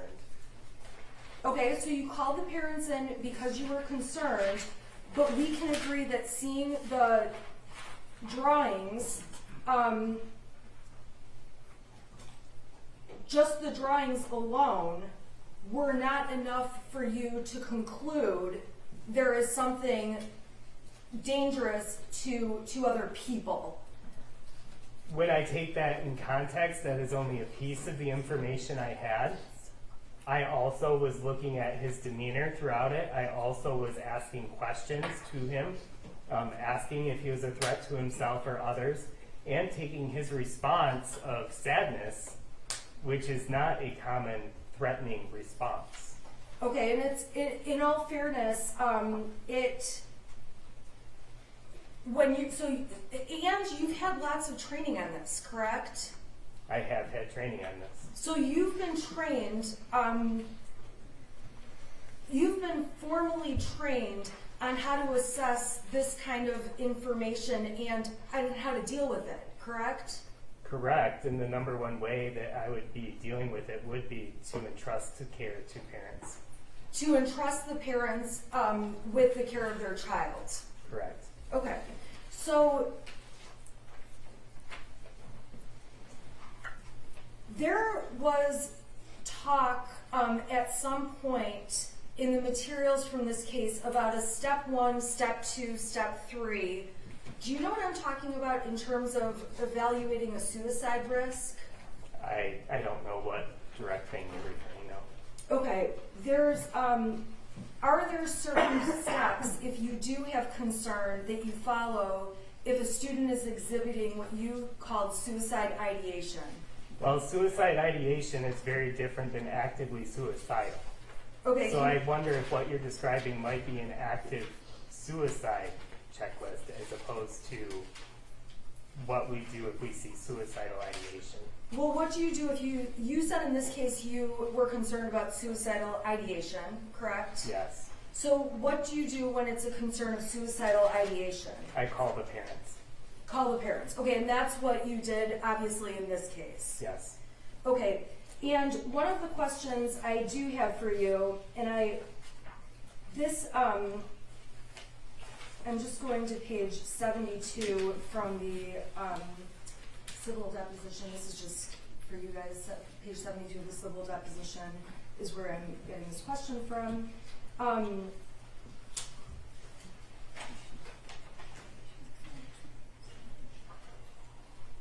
A drawing of somebody who is shooting a gun is just a drawing. That is something you've said before, correct? I do not remember. If there's not another person in the drawing, that's of significance to you when you see a picture of a gun, correct? Are you referencing in regards to the math assignment? Yes. In the math assignment, if I see multiple people, I do have a different level of concern. Okay, so explain for us then what, and I don't know why that clicked off, but it's going to pop back up. So explain to us what you mean by when you see another person or you don't see another person. Tell us what you see up here and how things would change if there were multiple people. Well, I see one body. If I see somebody holding the gun in one body, my response is completely different. Okay, so, and have you had training about looking at drawings by students and being able to take them into account when you're assessing situations? I've had training in how to assess situations. I would not say I've had training in students' drawings. Okay, but your conclusion was that because there's not a second person, seeing a gun on these pages in and of itself alone would not be enough to cause you concern. Again, you're taking a very small piece of that. That is just a piece of what I saw in totality. Okay, so you were asked before, you didn't see anything that suggested that there was a gun in the hand on this drawing, and your answer was no, correct? In regards to this drawing, Yes. I do not see a gun in someone's hand on this drawing. Okay, you were asked, that's a pretty important thing for you to know or not. Do you agree? Your answer was a drawing of somebody who is shooting a gun. Still, there's not another person. It's just a drawing. Do you recall testifying that way when you were previously asked about this drawing? That was not in regards to this drawing. It's fair to say that, which drawing was it in regards to then? Not this one. So you testified at a deposition on September 14th of 2022, correct? I believe that was the date, correct? And there are, the discussion prior to those questions was about the drawing in class that day, and the drawing being on the violent side. Do you recall that? In regards to the email from the teacher that we discussed earlier, yes. Okay, so at the end of the day, your prior testimony that seeing a drawing of a gun, that in and of itself, by itself, does not create enough of a concern that something more sinister is happening, correct? We are looking at a total picture and not just a piece of a picture. And you are trained to look at that total picture, correct? I took the approach to look at the total picture. In addition to looking at the total picture, and by picture I'm saying the picture that was drawn, you also look at the picture in terms of the demeanor of the person you're speaking to, the way the person is presenting, the way the student is behaving, a number of factors, correct? I try to take in as much information as I can. And taking in as much information as you can is certainly something that you have learned to do through, in addition to your training, your experience, correct? Yes. This is not the first time that you're calling a student down to your office to talk to them about something that may be problematic, correct? Well, and that's why I was not the only one in the meeting. Was I didn't want to take the approach of I was the only one making the call. I also had our person in charge of discipline with me. And so you are in the meeting, and when you're saying the person in charge of discipline, you're talking about Mr. Ejak, correct? Yes. And Mr. Ejak is going to testify, but your understanding is that Mr. Ejak has also had training on dealing with these kind of situations, correct? I do not know his total background. You would assume that as the assistant dean of school of the school, I'm just he's got objecting to the training. question of this witness. Mr. Ejak will testify. It's appropriate for him. I'll withdraw the question, Your Okay, Honor. yeah, he can answer that, Mr. Ejak. Now, when you asked Mrs. Crumbley's son about the videos he was watching, he indicated to you that he wanted to be a video game designer, correct? He did. And he actually had a detailed conversation with you about an opportunity that Oxford has for students to get training to become video game designers, correct? I showed him a program through Oakland Schools that could lead him into that area. Okay, so you and Mrs. Crumbley's son had a conversation about if he was interested in pursuing a video game designer career. The school system even has opportunities for him to further that interest. Yes. And in that conversation, when you were speaking to Mrs. Crumbley's son, you believed he had a genuine interest in this video game designing future. Yes, I did. If you believed that Mrs. Crumbley's son did not have a genuine interest in becoming a designer, or that he really was drawing pictures with a plan to hurt people, you would have certainly taken different actions, correct? If I believed that he was a threat to people, I would have taken different actions. Now, you testified about when the parents came in and this meeting that you had with them. You obviously recall that, correct? I do recall the meeting. Now, when you met with the parents, they were present for approximately 12 minutes out of the entire time you spent with Mrs. Crumbley's son. Yes. And you testified that you were with Mrs. Crumbley's son for approximately an hour and a half, correct? Correct. So it would have been an hour and a half, including those 12 minutes. Yes. Now, prior to that hour and a half spent with Mrs. Crumbley's son, you had never spent any kind of time, really, aside from short conversations with Mrs. Crumbley's son, correct? Correct. And you also had never spent time with Mr. or Mrs. Crumbley talking to them about or handling matters regarding their son, correct? Correct. So when Mr. and Mrs. Crumbley arrived at the school and were communicating with you on this issue, these are not parents that you're seeing on a weekly or even monthly basis, correct? Correct. I imagine at the school there are other situations where you have students that are essentially frequent flyers down to your office, correct? I do know some students more than others. And some of the students that you deal with more frequently, you're also used to dealing with their parents on a more frequent basis, correct? Potentially correct. And the more times you have to deal with the parents and the more times you have to deal with their child, the more you get to know about the family and the dynamics of the relationships, correct? Yes, I would hope the more time I spend with someone, the better I know them. So when you are talking about how the Crumbleys greeted their son or did not hug their son, it's fair to say that you are not aware, you've never really seen the Crumbleys greet their son on other occasions, correct? Correct. I'm not making a judgment on normal. I'm simply stating what happened. Okay, and that's completely fair. And I just want to confirm, though, that in terms of when you're making the observation, there was no hug or certain kind of greeting. You also you haven't had the experience of seeing the Crumbleys greet their son on other occasions. Correct. And it's also fair to say that when parents come into the office, parents all may have a different reaction about their child being down in the counselor's office or in the principal's office, correct? Well, first I would say those are two very different places.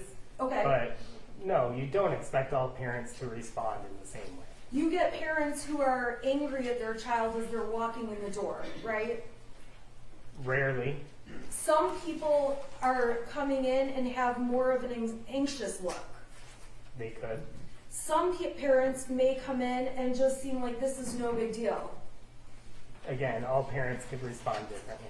Okay, so there's any number of responses, and in the end, and if your training says any different, let me know. There is no right answer about specifically how a parent should respond to going to a school counselor's office or going to a school principal's office. Yes, again, I stated I'm not making a judgment. I'm simply stating what happened. Thank you.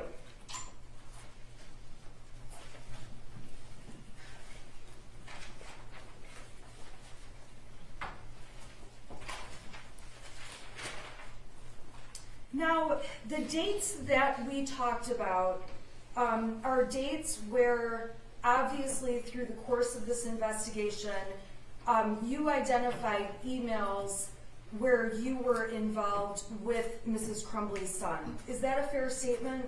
I'm not sure what your question is. Did you provide the emails that we talked about and that were admitted as exhibits?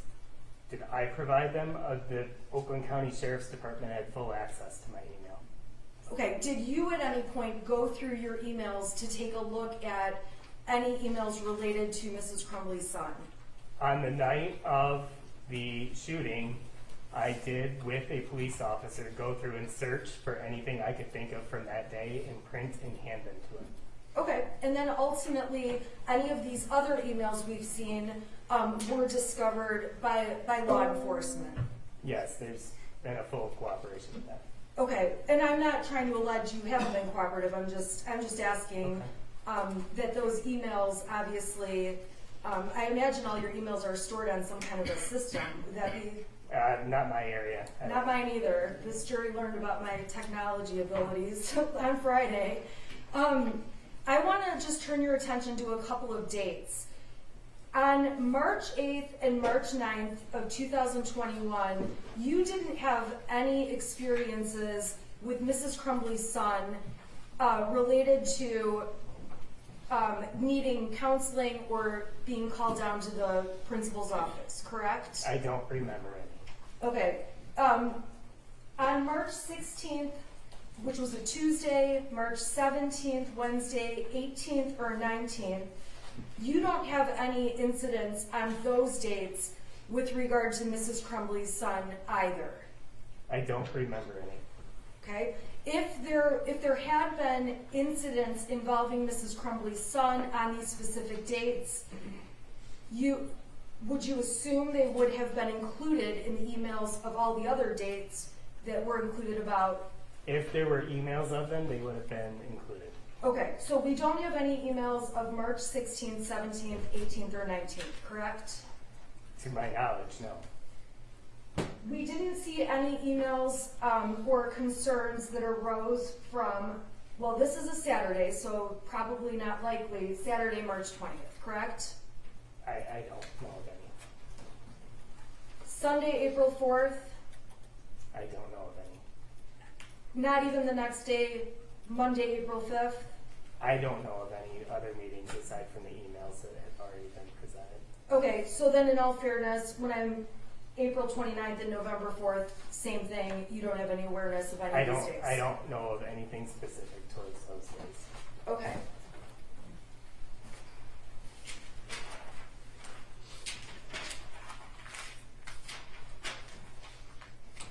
Now, you testified that it was your hope that Mr. and Mrs. Crumbley would take their son home and get him into a counselor that day, correct? Yes. When you had that hope, you gave them a list of counselors to suggest they call, and noting which ones took various insurance programs, correct? Yes, I provided a list of resources. Now, in terms of getting a counseling appointment within one day, you don't have any knowledge if those counselors on that list could guarantee a same-day appointment, correct? I don't know counselor schedules, and I can't speculate on what they would have had. Is it fair to say that in the post-COVID time of 2021, mental health services have become more difficult to obtain appointments? And if you don't know and you're not the right person to ask, just let me know. I don't work in community mental health, so I can't make that statement. Have you personally had to call to schedule therapy type appointments for anyone? I experienced a shooting. I called to cancel to get therapy for myself. Okay, and when you called to get therapy for yourself, it was obviously a very, very urgent situation. I mean, it was a pretty impactful situation, yes. Okay, and did you end up seeing a counselor on the 30th? No, I was cooperating with law enforcement and still in our building on the 30th. Okay, so your appointment was sometime after the 30th, correct? It was after the 30th. And sometimes when you call to get a counseling appointment, it's not unusual to have to wait a couple of days or to schedule it, correct? I think we're getting a little hypothetical with this, and I can't speculate on what's usual or not for counselors in this area. That's fair enough. I appreciate that.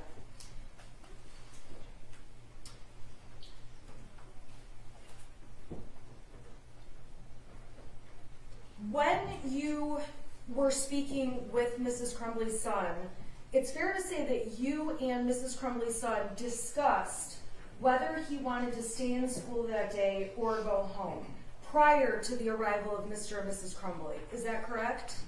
That did come up, yes. And Mrs. Crumbley's son's position was, I want to stay in school, correct? Correct. COVID had been hard on him. He didn't like virtual learning. Was that your understanding? He did state those two things, yes. And there was discussion when the parents arrived that missing school is a source of anxiety for Mrs. Crumbley's son. Do you recall that? I do. So before Mr. and Mrs. Crumbley even got there, the option for Mrs. Crumbley's son to stay in school was on the table. Well, there is no option of staying in school. School is a requirement unless you meet certain standards in which it is no longer available to you. Okay, if a child gets sick at school, at Oxford High School, and vomits, okay, are they allowed to stay in school the rest of the day? I don't know. That's not something I deal with. Are you aware if a child has a temperature, if they are allowed to stay in school? And if you're not aware, let me know. If they are allowed to stay in school? Yes. If we didn't, like, again, hypothetical, but not my area, I don't send students home. Okay. Are you aware if the school will tell parents you need to take this child home if they are sick at school, physically sick? The only time I remember that being a discussion was during COVID. Okay, during COVID, were kids who were exposed to COVID allowed to be in school? No, because we were following rules and regulations outside of the school. So even if parents said, I want my child to be in school, he has COVID, but I want him to be there, that's not allowed, right? Judge, I have to object to relevance now. We're awfully far afield. No, I think he said that that's not up to him. That's maybe Correct. Is that up to like the school nurse or some person like There is no school nurse. The COVID tracing was not through the school, that was through the county health department. All I'm asking is, there are times where if a child is sick, it's not an option for them to be present in school. When the county health department regulated that, yes.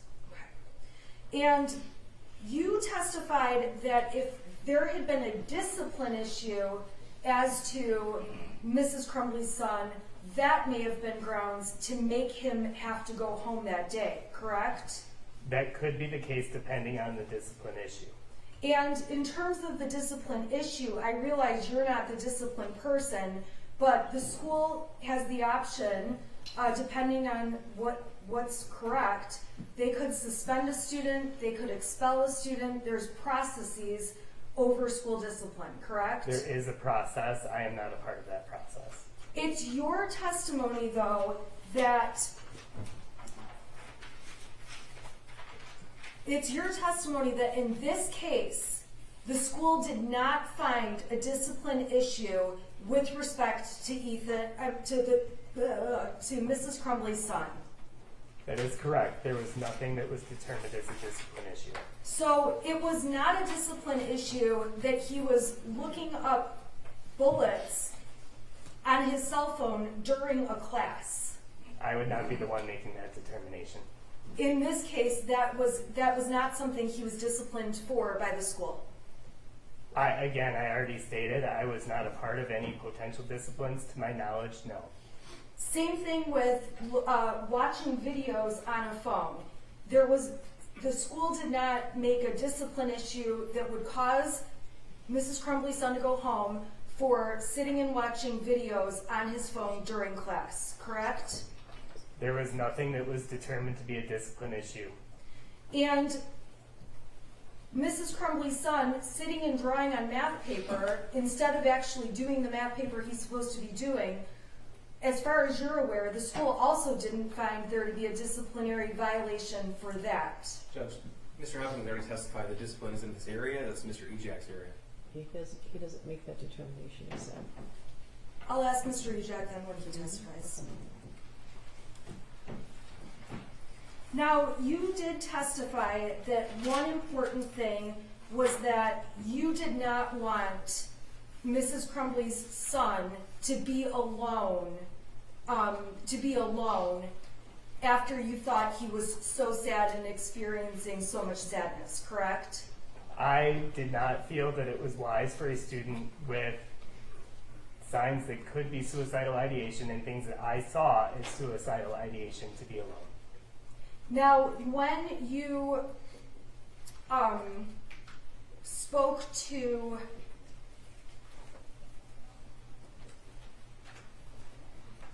Mrs. Crumbley's son, he also wanted to be around other peers that afternoon. He stated that he wanted to be in school. I don't remember him specifically stating anything about other peers. Do you recall telling Mr. and Mrs. Crumbley that that it would be good for him to be around other peers versus being alone. I don't remember specifically stating that to them. Is that something that you believe, or, and if you can't answer the question, just please let me know. What is your question? My question is that something that you believe, that it would have been better for him to be around peers that afternoon versus being left home alone? It's the judgment call I made. I'm sorry, what was that? That is the judgment call I made, was that I felt it was better for him to be around peers and people who are his age than to be home alone. Thank you. May I have just a moment, Your Honor? I have no further questions. Thank you, Mr. Hopkins. Redirect. Thank you. Mr. Hopkins, you were asked about the total picture by counsel, so I'd like to go through that with you. On November the 30th, when you met with Jennifer Crumbley, did she tell you that on March the 9th of 2021, her son had texted her that he was seeing demons and bowls flying off the shelf? I did not. Okay, so did Jennifer Crumbley tell you that on March the 17th, her son had also texted her that he was hallucinating? No. Did Jennifer Crumbley tell you that on March the 20th, he had texted his mother that he was hallucinating? Your Honor, I would ask that the prosecution stop the leading questions. Judge, I'm just trying to get through redirect in a timely fashion, and this is specifically in response to her. I don't know how you can ask it another way. I'm not suggesting the answer, Judge. I'm just. Yeah, he's not suggesting the answer. He's asking a specific question. It's a yes or no question, right? Thank you, Judge. He's not suggesting the answer, so. Thank you. If you could read the last one. Sure. Did Jennifer Crumbley tell you that her son texted her on March the 20th, 2021, that he was hallucinating? No. Did Jennifer Crumbley tell you that in April of 2001, she had told a friend of hers that she thought Ethan was depressed? No. Did Jennifer Crumbley tell you that she had referred to her son as weird? No. Did Jennifer Crumbley tell you that she had never once set an appointment with any mental health professional? No. Did Jennifer Crumbley ever tell you that his only hobby was involving firearms? No. Did Jennifer Crumbley ever tell you that she posted on Instagram as early as June of 2021 that he had obtained his own handgun? No. Did Jennifer Crumbley ever tell you that the day before the shooting at 3 o'clock in the morning, she herself was researching clinical depression options? No. Did Jennifer Crumbley tell you that she and her husband gave her son a 6-hour 9mm handgun just 4 days before the shooting? No. Did Jennifer Crumbley ever tell you that on November the 30th, 2021, it wasn't the first time he asked for help? No. Did Jennifer Crumbley ever tell you that the gun that he drew on that math worksheet was identical to the 6-hour 9mm handgun that was Your used in Honor, the shooting? I object to the prosecution's characterization that that drawing is identical. That's a conclusion that... Sustain. That's fine. Did Jennifer Crumbley ever tell you that the day before, on November the 29th, on that Monday, the day before, after the voicemail was left for her from Pam Fine, she texted her son and said, LOL, you have to learn not to get caught? No. Did Jennifer Crumbley ever tell you that James Crumbley worked for DoorDash and had no obligation to not take their son home? No. Did Jennifer Crumbley tell you that on November the 30th, she was permitted to leave work when she needed for family issues? No. Did Jennifer Crumbley tell you that on November the 30th, the meeting that she allegedly had in the afternoon, she was not required to attend? No. Did Jennifer Crumbley tell you ever that their son was struggling throughout the year 2021? She confirmed it based on what he had said regards to COVID and virtual school. But they never went through these details. Not these details, no. So it took you all about 20 minutes to decide to request Jennifer Crumbley to come into the school immediately. That's what you testified to? Yes. Is that the total picture that you wish you had? No. Now, what if Jennifer Crumbley had told you all of these things I just went through? Your Honor, objection is to speculation, and hindsight is 20/20. Sustain. Would you have liked to have as much information as you possibly could have? Absolutely. Was their son still in the room in your office when the defendant said she couldn't take him home? Yes. Nothing further. All right, you can step down. You're excused.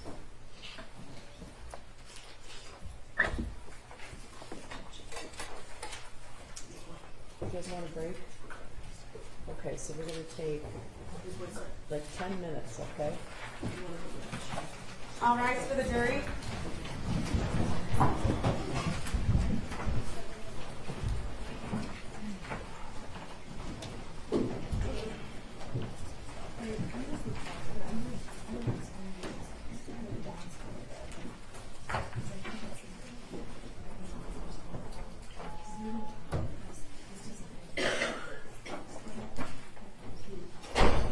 Okay, you may be seated. Who's next? We need to confer. Okay. Sorry. 10 Not minutes. trying to hide anything, we have some time issues. Okay. Can I have just the option so I can get my folders at least out? As soon as we know. Excuse me. So this, 10 minutes. okay, then I'm We need gonna to have make to have sure a- we have the right person.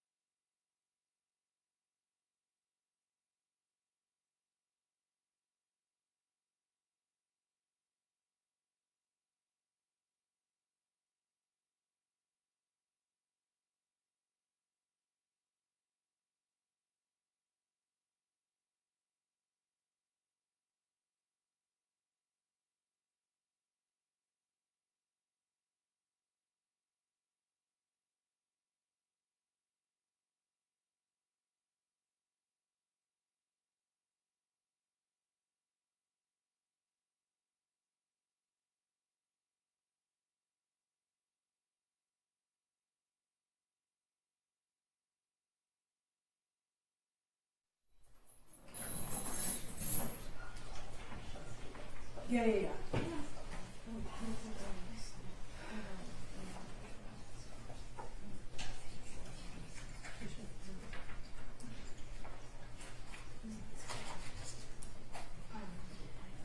Next is Joe Bryan, who did the, he was the one that did the substitution.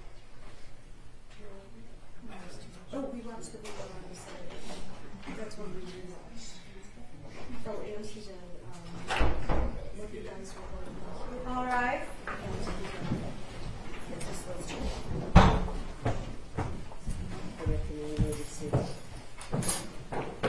Ready for the jury? Yes.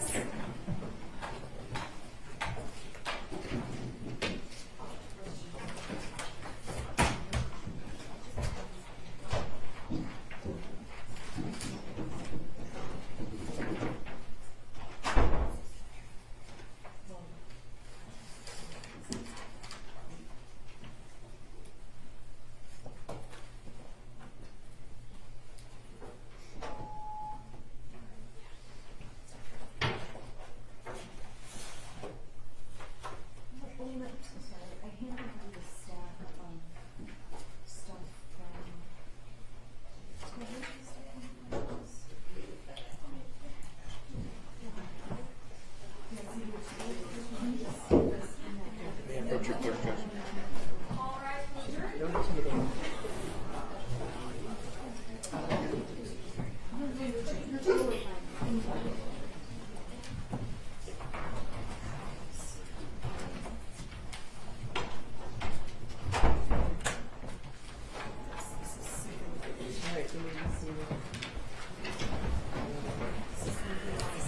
Who's next one?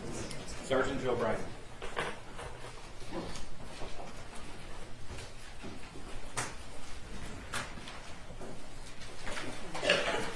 Do you swear or affirm the testimony about to give, or is it case I'll have to that? I do, Your Honor. Okay, so, step up, have a seat, and state your name for the record, spell your first and last name. Joe Bryan, Joebrian. Go ahead. Thank you. Sir, how are you employed? Employed as a detective sergeant with the Oakland County Sheriff's Office. Okay. Can you keep your voice nice and loud for us, please? All right. Thank you. Sergeant, where do you work within the sheriff's office? I'm assigned to Special Investigations Unit. Okay, what do you do there? We conduct major investigations, internal affairs, assist a lot of other departments. Anything kind of big, we at least help out with. Okay. Now, November the 30th, 2021, were you working that day? I was. Okay. Were you assigned to assist in the investigation of the Oxford High School shooting? I was. Okay. And at this time, how long have you been with the sheriff's office? At that time, 27 years and some change. Okay. So you're with the Special Investigative Unit now. Where did you work prior to that? Same spot since 2011. Okay. What about prior to that? I ran the computer crimes unit for about 8 years. Prior to that, sergeant in jail, sergeant or detective out in Highland, and then the jail. Okay. All right. So, did you actually respond to the Oxford High School shooting scene? Did you respond to the shooting scene itself? Not initially. Okay. Were you directed to the Oxford substation, the sheriff's office? I was. Okay. And for what purpose? To attempt to do some interviews. Okay. Now, by the time that you had arrived at the Oakland County Sheriff's Office substation in Oxford, was the school shooter already in custody? Yes, he was. Okay. And was he brought to that location? He was. Okay. And during the course of your investigation, did you learn who the school shooter's parents are? I did. Okay. And his mother is Jennifer Crumbley?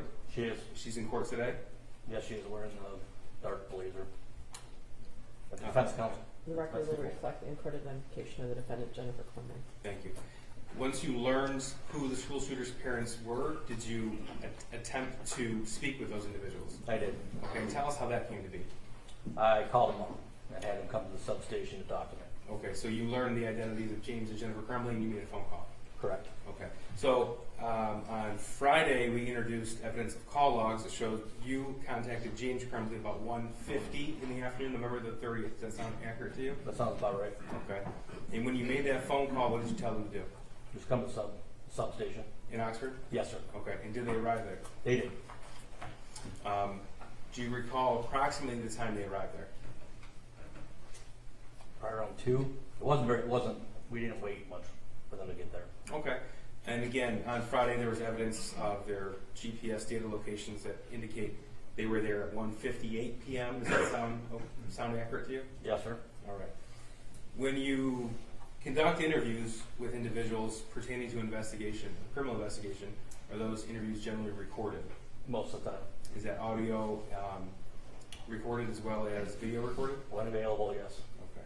Does the Oxford substation, the sheriff's office, have the capability to record interviews in such a fashion? They did and do. Okay. So on November the 30th, 2021, did you interview both James and Jennifer Crumbley? I did. Okay. And was that interview recorded? It was. Have you had the opportunity to review that recording? Yes, sir. Okay. Does that recording fairly accurately depict your interview with James and Jennifer Crumbley on November the 30th, 2021? It does. Judge, that's People's 340. People move to admit. We have no objection. 340 is admitted. Thank you, Judge. I'm going to play it for the jury, but before we do, I just want to confirm with you, Sergeant, that the recording that we're going to introduce as evidence is Exhibit 340. It has a date and time stamp. Is that right? Correct. Okay, but that time stamp is actually an hour off. That's correct. Okay, is that daylight savings time? I don't know why that's Okay. an hour. I really don't. That's fair. But we know that they arrived at 1:58 in the afternoon, and did you speak with them immediately after they arrived? Yes. Okay, so that would be the time you spoke with them, not 2:58. Correct. Okay, thank you. How long is it, Sergeant? Do you know? The video, Yeah. 15 minutes per hour. Okay. It's Not around, very long. around 20 minutes or so. Okay.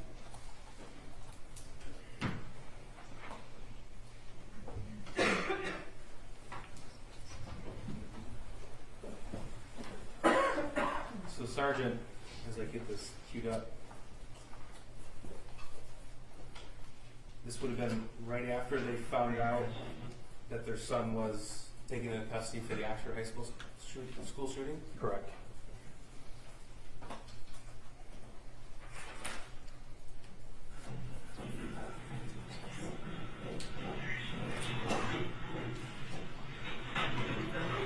Just so we can identify everybody. This is you in the blue shirt, It is. and the individual to your left in the video is who? My partner, Rob Miller. Okay. Individual with the hat, James Crumbley. and the female in the video. Jennifer Crumbley. Okay. And again, this is 1:58 and 59 seconds, November 30th, 2021. Yes, sir.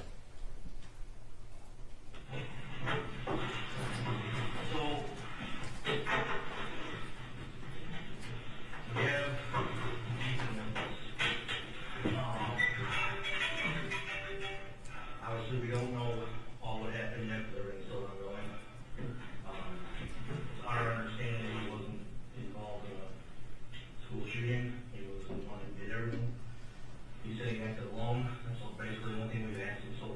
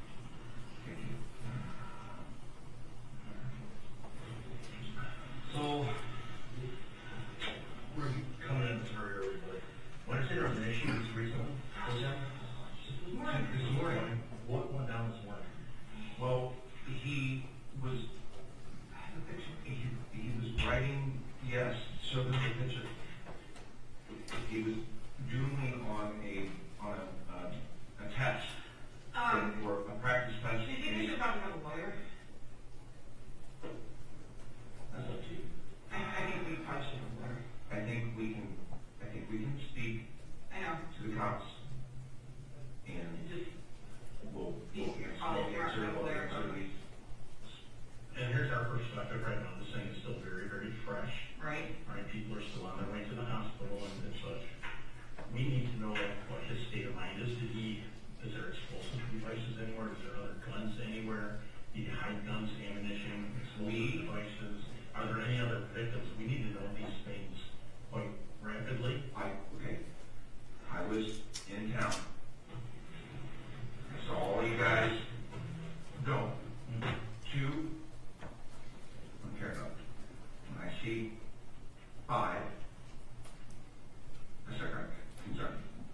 I headed to the high school, obviously couldn't get to the high school, turned into the Meyer parking lot, and I saw all these kids standing outside. I'm trying to call my son, make sure he's okay, and He texted me that he loved me. He texted you that. and somebody said that there was an active shooter. 35 minutes I before he called me immediately, about freaked out I was because down of to the school. the He situation. was drawing that on the paper and the counselor called us down.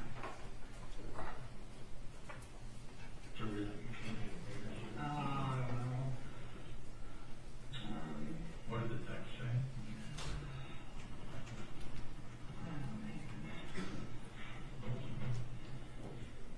No, but it was texted to me Oh. from the counselor.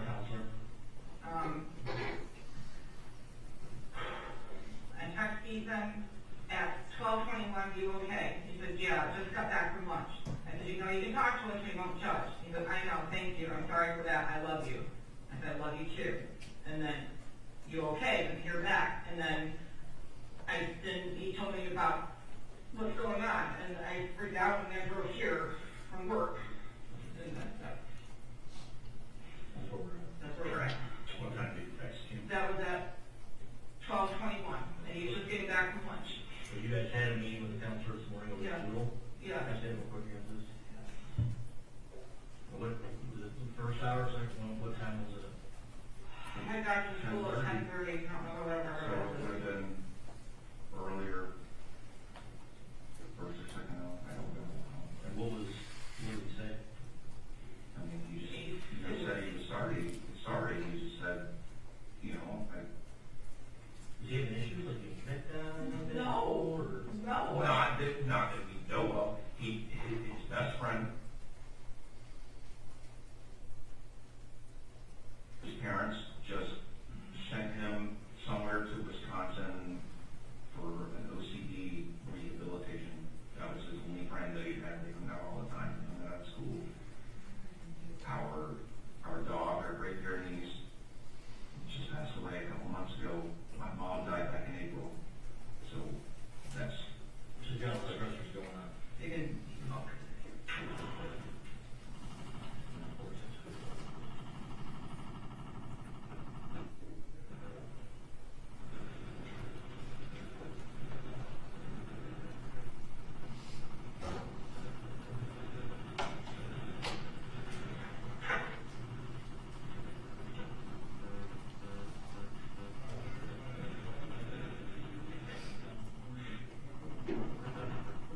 They say, did you guys go over this with them, like, what is that, with the, like, modals?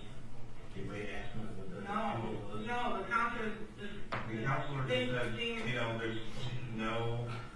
I didn't even, honestly, I didn't even like think about that, cause.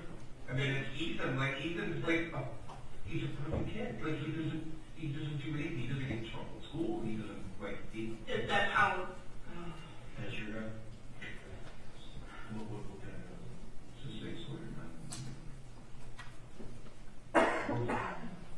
It was hidden in our in the case, and the bullets were hidden in a completely different spot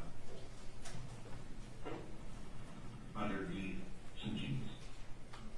I raced home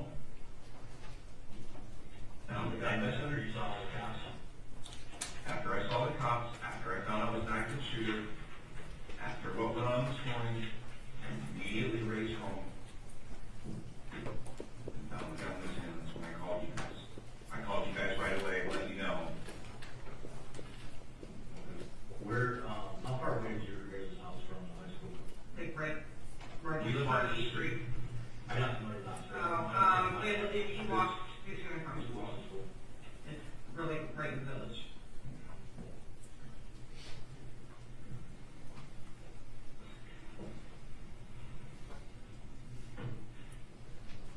So what we'd like to do, is talk to your son. And obviously you mentioned over our lawyer, he is totally entitled to one.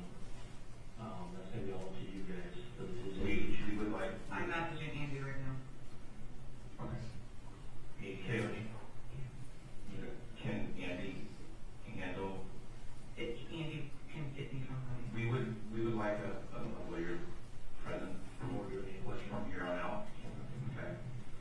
And there's no disrespect to you guys, it's okay, it's just, we don't, I don't want to have on this one, I only see this stuff on TV. That's cool. All I know is I got a call from the counselor about that, they texted me, and we went down there, and met with That's all him. that was about. That's all it was about.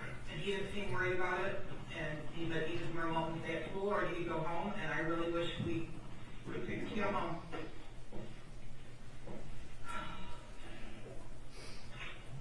Is this, or is that? I'm not sure. Help here. For the time being, it'll be, he's done arrested once. He's going to, either jail or sort of military for a short time. So we'll go talk to him. So, that's what we're, any medical conditions, any mental conditions we need to be aware of? He said he gets anxiety, or chest, maybe or something he can do. Do you have any meds or anything like that that you have at home that you might need to bring through? No meds, no, is there no treatment for mental health, anything like that? Give me 1 second, I'm gonna read a confinement form, there's maybe a lot of stuff we have to ask them, as far as just like weight and all that kind of stuff, and one of you guys can go with us. Okay. Yeah, I have no problem. Alright, so give me 1 minute for the form, I'll be right back.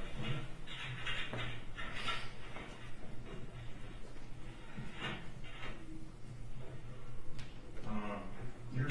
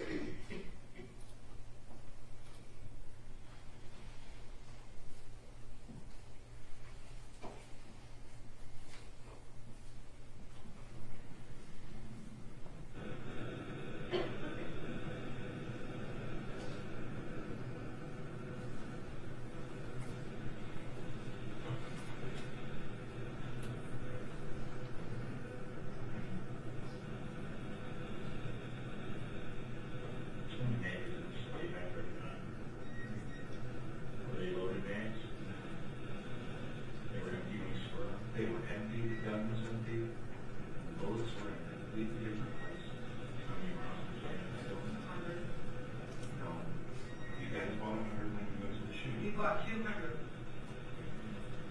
I thought it was just a box of food. Oh, I don't know. He didn't. I don't remember what it It was. wasn't an exorbitant amount of money, because you would have known. About $50. Okay, then he only bought 100 rounds. And so these guys spent 50. So, yeah, I mean, we go to the shooting range all the time. He goes with you, so no, that's what it's gonna be. Yes. I've been trying to teach him safety, and, yeah, I mean, It was a hobby that they did together. Sure.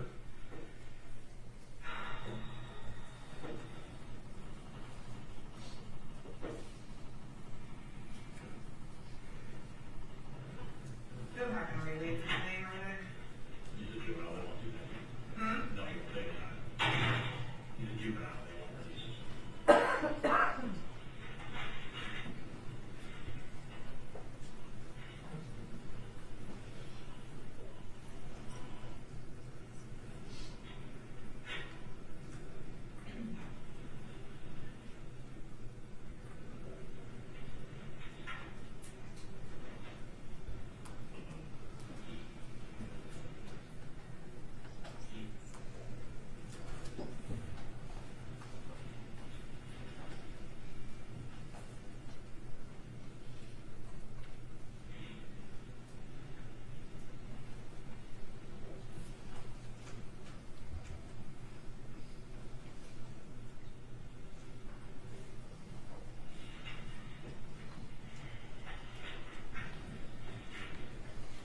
don't remember very other name, but James Robert is.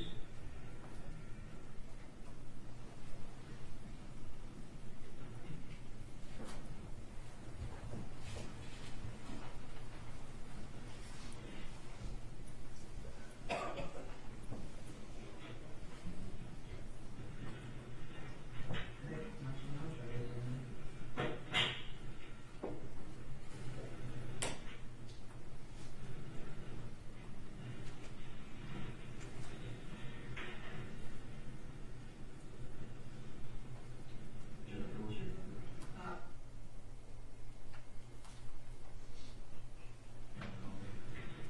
Cause I tried calling him and telling him it was emergency, it's tomorrow right now.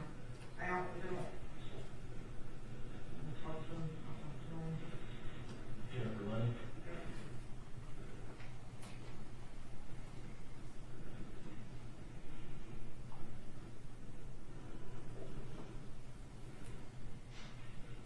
You guys still together, correct?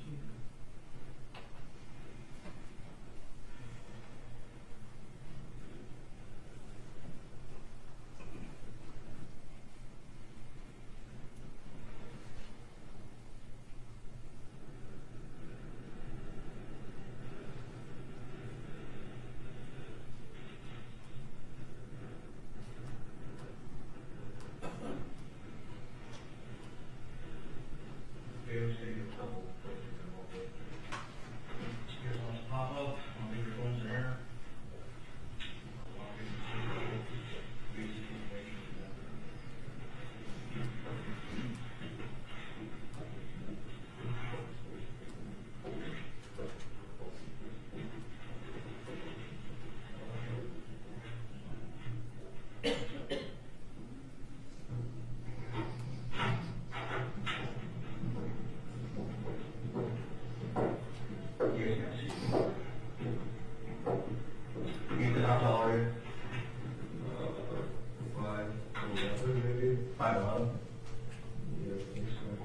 How much do you weigh? 180. Eye color? Blue, grayish. Hair color? Brown, or brown. Okay, so we were going to ask you a list of questions about why you did this and get your whole side of the story of your parents' want to retain insurance, so we'll not be asking you any questions about the incident that you were involved in. Your parents popped in here to give you some basic information. You will have a contact with them eventually. We'll be taking you to either Oakland County Jail or Children's Village forthwith, get you lodged after we take all your clothes and everything else you have on you. Any questions for Ann? You have to ask, it's up to you. If I ask you something, go ahead. I don't think we need to ask you any questions right now. Okay, hop up. I'll back up.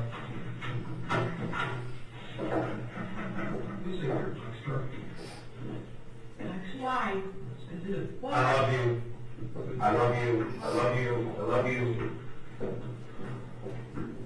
Yeah.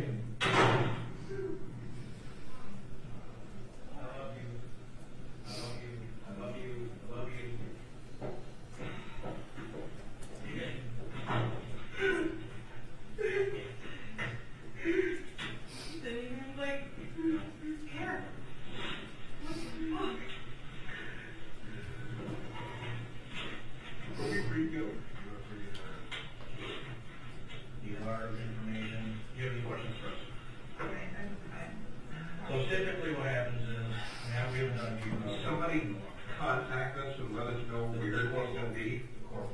Yeah. When? A day or two. Could be today, could be tomorrow. Maybe a little bit, right?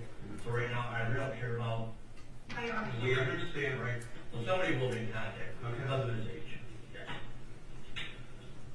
Okay.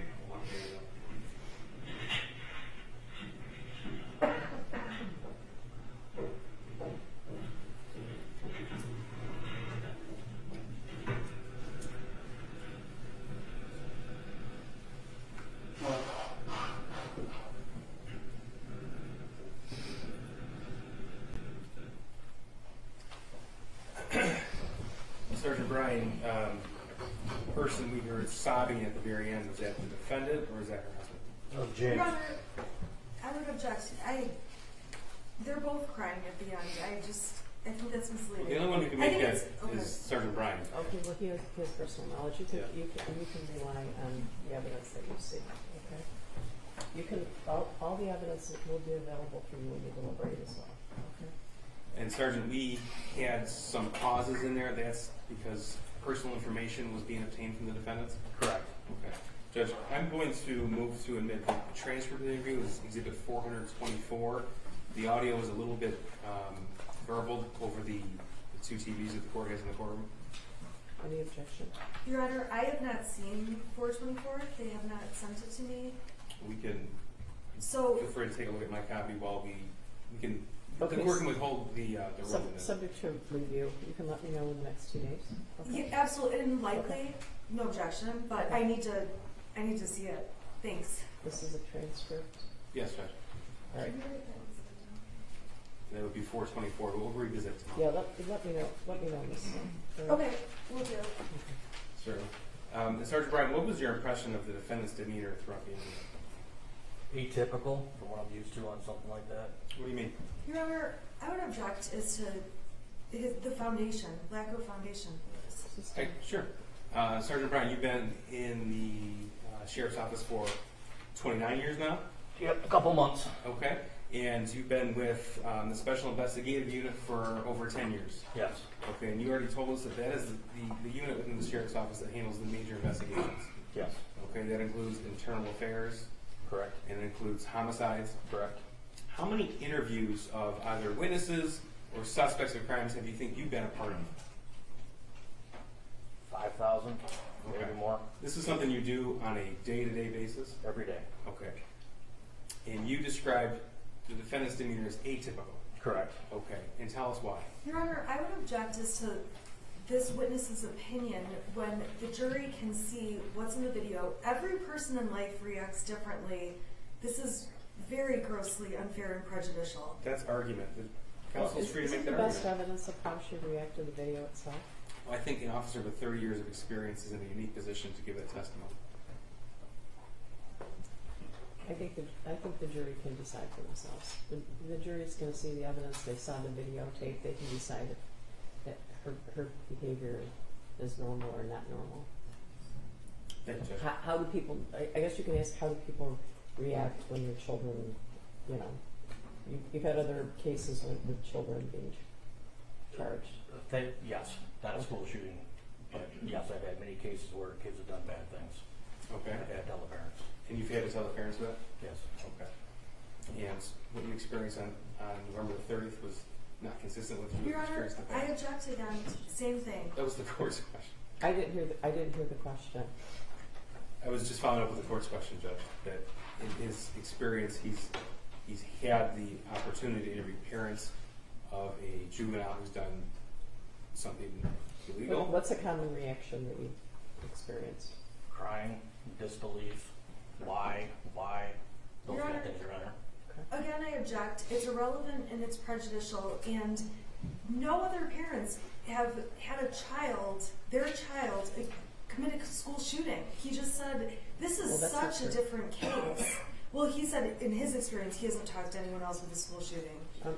He said he's dealt with children who've done very bad things, right? This is like bad though. I mean, this is Yeah. like, Well, we're going to move on anyway. You guys can watch the video and decide for yourselves, okay? I have nothing further, thank you. Okay, props. it's fair to say that every parent reacts differently when confronted with news about their child. Yes. And you don't know Jennifer and James Crumbley, correct? No, I do not. And prior to this day, you had never met Ethan Crumbley? No.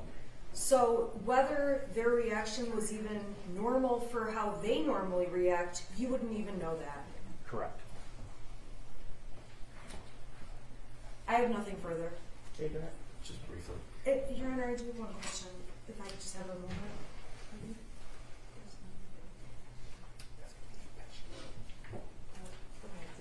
It's listed with them. I was just asking about an exhibit, Your Honor, that's listed through Sergeant Brian, but it's coming in through a different. Okay. Okay. I'm just trying to make sure I'm keeping track. Okay, yeah. Thank you. That was only, the video was and the transcript were the only ones. Correct. Mm, Correct. Okay. In your experience, you ever deal with a parent in this situation who was scrolling through her phone during this interview? No. Nothing further. Your Honor, I object as to relevance, and she's giving the phone to him. I at least asked for recross. You can ask him another question if you want. Go ahead. While Mrs. Crumbley is showing you things from her phone during the interview, correct? She showed me the picture, yes, ma'am. And she's trying to zoom in on the picture, and the thing won't zoom in, correct? Correct. And she's sitting there scrolling, looking for it on other messages and threads. Or I don't know. you don't know? I don't Okay, know. fair enough. Thank you. Nothing Okay, you can step down and Thank make you, Your excuse. Honor. Thank you. Who's the next witness? further. Judge, may we approach?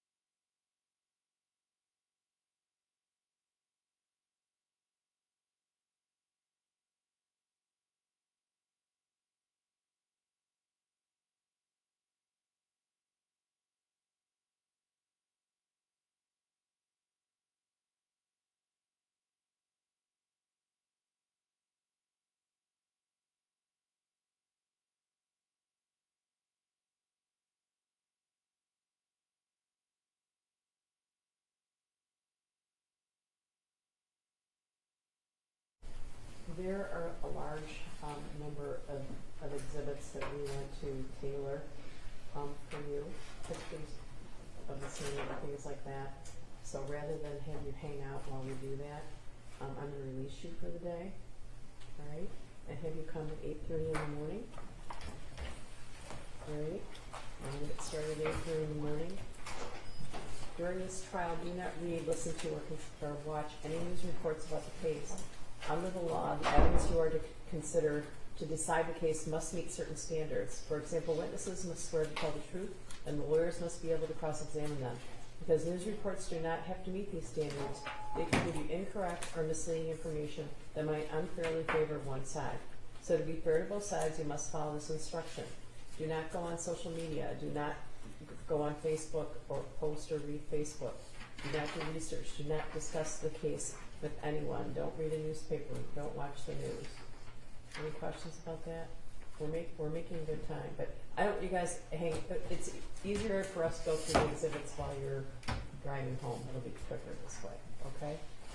Any questions about the schedule? All right. Okay. I'll see you tomorrow at 8:30. Okay. All rise for the jury.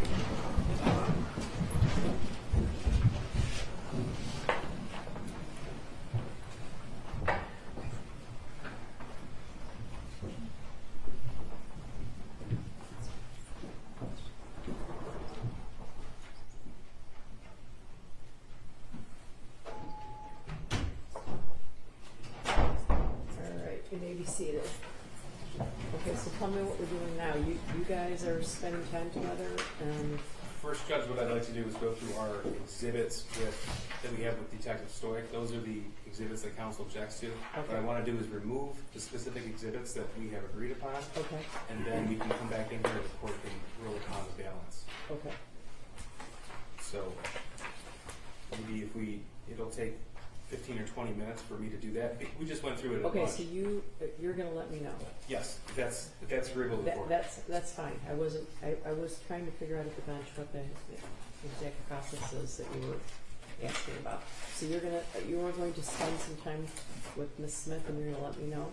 Yes. Okay. First, I'm going to fix the exhibit list, Okay, and then sure. I'll get a copy to Ms. Smith as well as the court, and then I'll speak with Ms. Smith. Okay. And if we don't have a complete agreement, we'll let the court know, and then the court can make the eventual ruling. Is that's today? Yes, Judge. If the court is able to stay. I'll stay as well, forever. I just have to sweet talk the deputies into staying with me. So. It shouldn't take terribly long. Okay. All right. So you're gonna let me know. Yes, Judge. Is it okay if we just sit here, Your Honor? It is okay if you sit here. If you want her to stay with you. Can she stay with me? Yeah, she can. Mm-hmm. Yeah. Yeah, they're going through exhibits. So, okay, so you're gonna let me know. Yes, Judge. Please keep in mind that are you guys still gonna film or? Yeah, I don't know, because I want to make sure I don't get complaints about media picking up privileged communication or. I think that's up to you, Your That's a Honor. question. It is. It's your courtroom, man. I like this guy. Why don't we not record while they're going through exhibits, and then when we go back to on the record and make rulings about it, because she's going to talk to her client, and that's okay. All right, good.